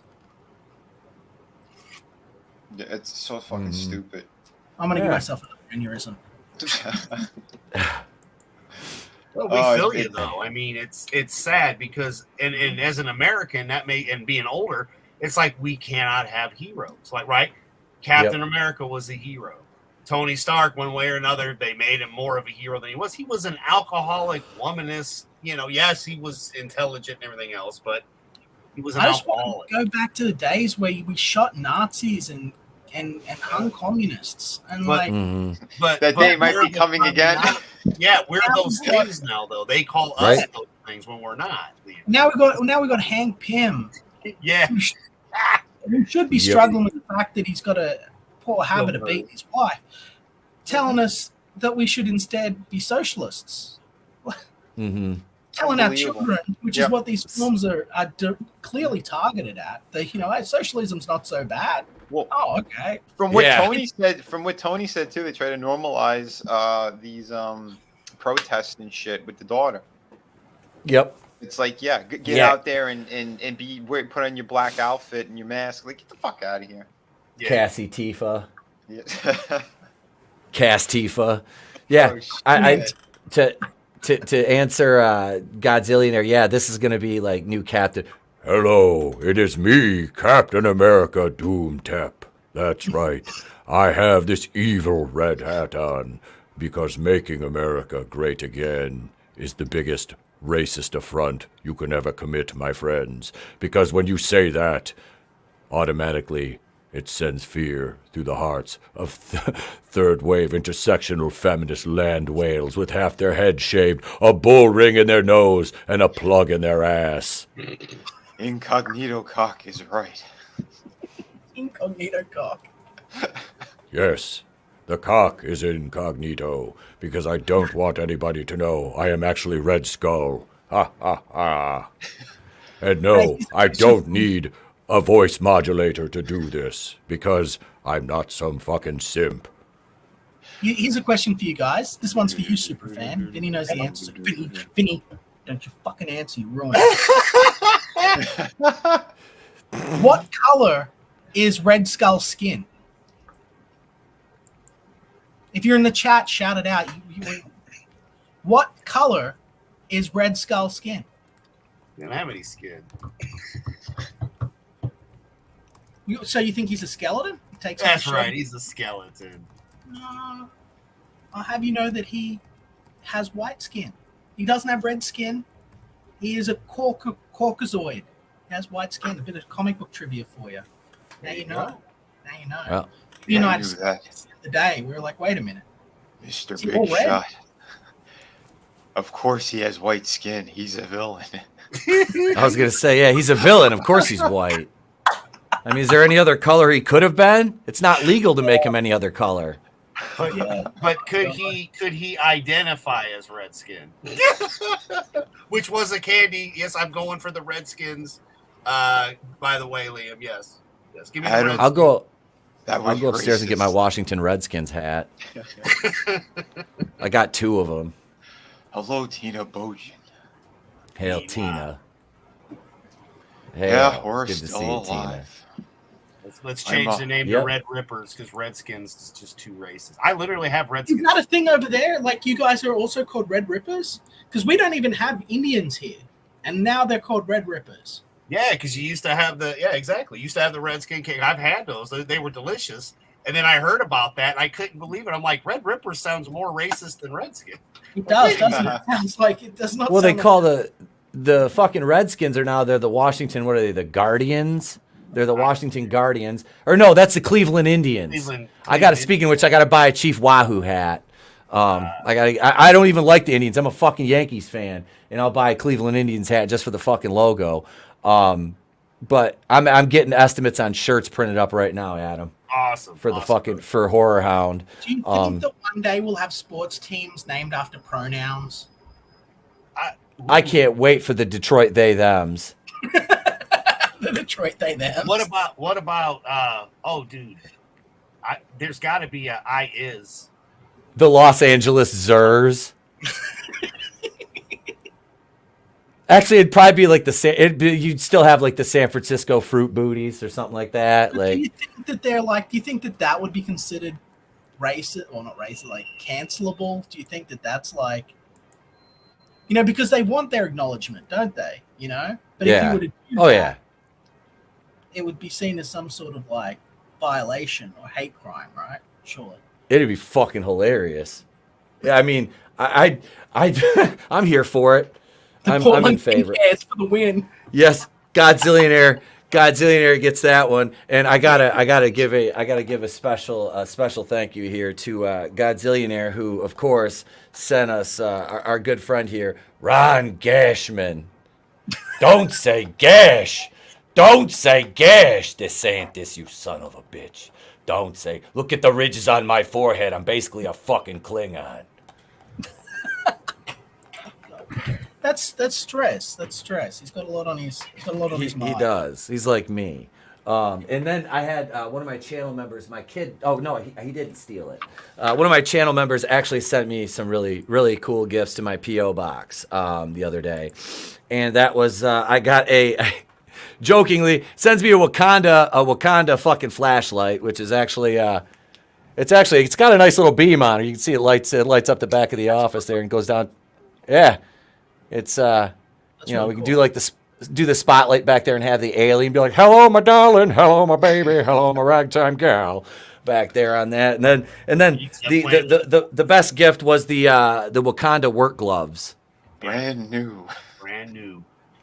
For all that heavy lifting you got to do. Right? I'm like, I walk up and slap somebody with them and challenge you to a duel, sir. Oh yeah, you could have one of those cool mountainside like duels, like what Black Panther has with the sticks and the What, it's not going to be a Mountain Dew competition? Who can slam the dew the quickest while eating his Hershey? Yeah. Wait. I'm surprised Gashman's head hasn't flown off yet. Is this before or after they drink the purple drink? Purple drink all in my cup. 84's when I'm rolling up. Motherfucker. They got that shit on lock. Don't fuck around. How racist they were with that movie. Dude, it's not a fleshlight. It's not a fleshlight horny elf. It's way too fucking small. It's way too fucking small. And like I said, well, I would say I'm married, but everybody's like, well, you're married. Doesn't that mean you need one? It's like, I got to fight my wife off with like a stick. mine hates me, so it's a normal. I have a normal marriage. Mine hates me, so it's you just. married a German. I mean, well, my ethnicity notwithstanding, like I said, I don't trust her around certain kitchen appliances. But hey, and it's always the little ones that are mean. Y'all don't understand. She's little, like she's short as shit. Well, I'm 6'3" and she's 5 foot tall. Yeah, like 5 foot nothing tall. I mean, yeah, and trust me, it is a wonderful thing to see them together, and I can't wait to see you in a couple weeks, man. That's all I'm gonna say. Dude, we're gonna have a blast. Does Horny Alf by any chance know anything about the Melmac Netflix series that's in production? Have we heard anything more about that? I haven't. We can look that up though. I haven't heard. Did you hear anything about that? I haven't. I didn't know they were. I didn't know Netflix was doing that. Yeah, no. What's his name? Alf's getting a show again. And it's in Netflix form. I was gonna have the puppeteer on my damn show back in the day, but he canceled because he got the Netflix show. I was like, oh man, shit. I wanted to interview Alf. I watch the Alf Christmas special every year. That's at Christmas. That's like one of my traditions. Nice. And I had everything all lined up, and he's like, I can't do anything. I'm doing all of this and this now. And I was like, oh man. I was like, really? No, he didn't know. He said, what? That's news to me. Yeah. Yeah, you can look it up. You'll find a few little articles on it. This is sort of, the father, the drug addict father, he's not. He died, right? I think he did. He's a meth head. Yeah. He was a meth addict. He died, and his last big performance that I knew him for, which was awesome. If you guys have never seen it, was on the Norm Show. He was the boss on the Norm Show.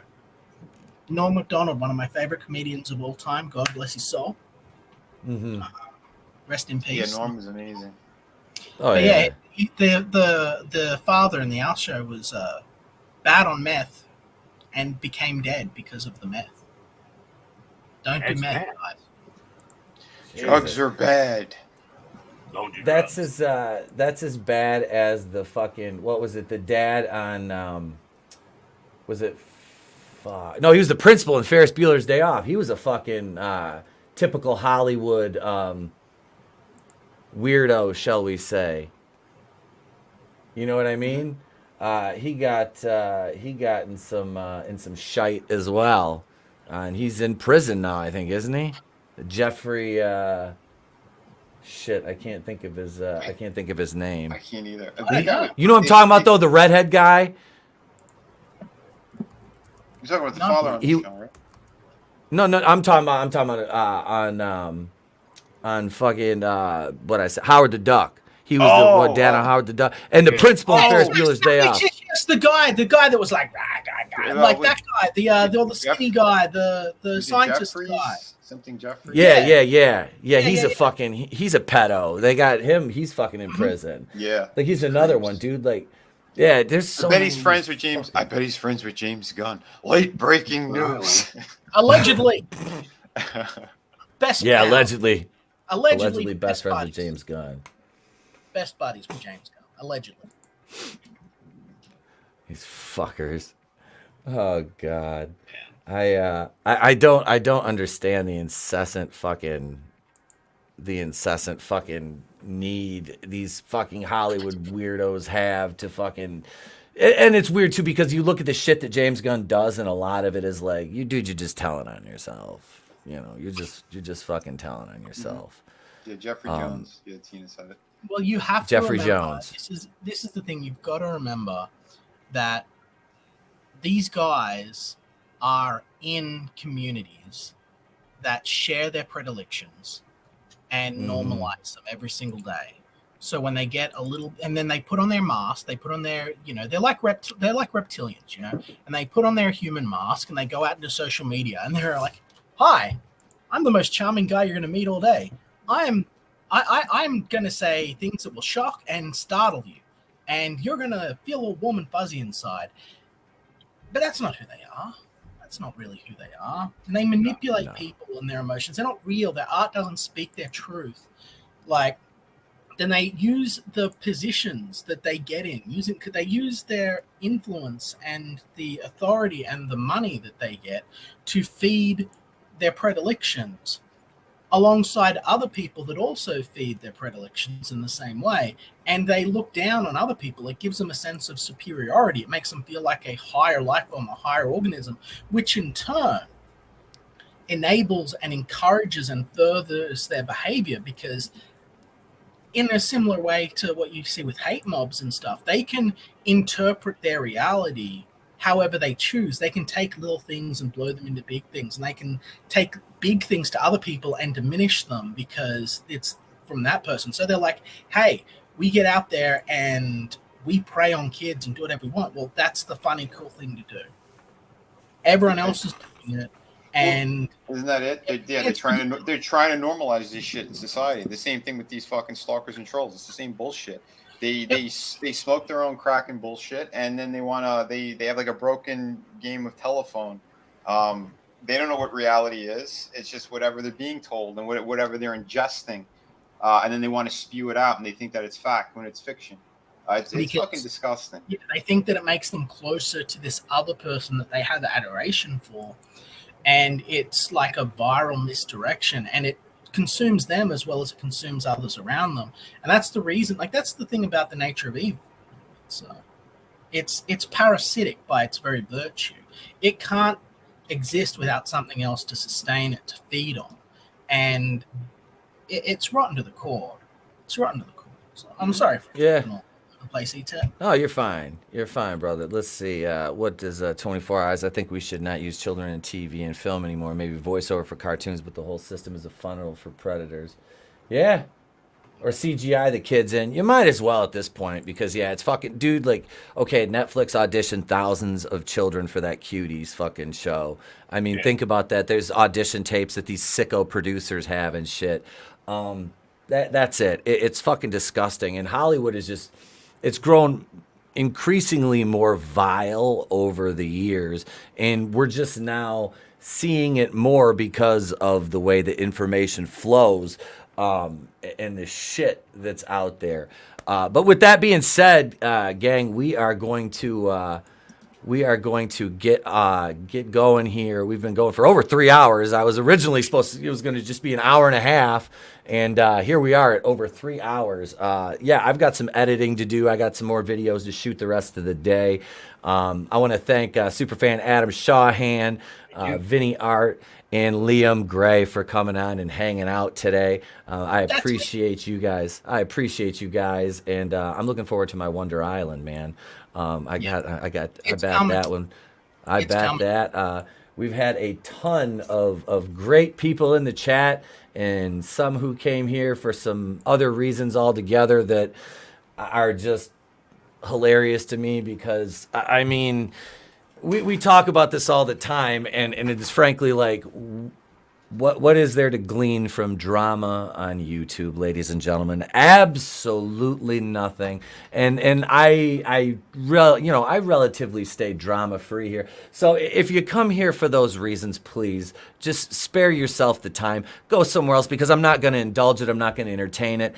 I'm not going to deal with it. And that's the thing, is anybody that's streamed with me or I've streamed with knows that this is me, and I don't fuck around. I don't mince words, and I don't go out and start fucking stupid, worthless fucking beefs. So I appreciate it if that shit is just basically taking the fuck out of my chat elsewhere, and it can be entertained over there in other spaces, not here.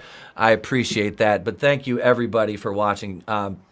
Thank you. I appreciate that, Sheila.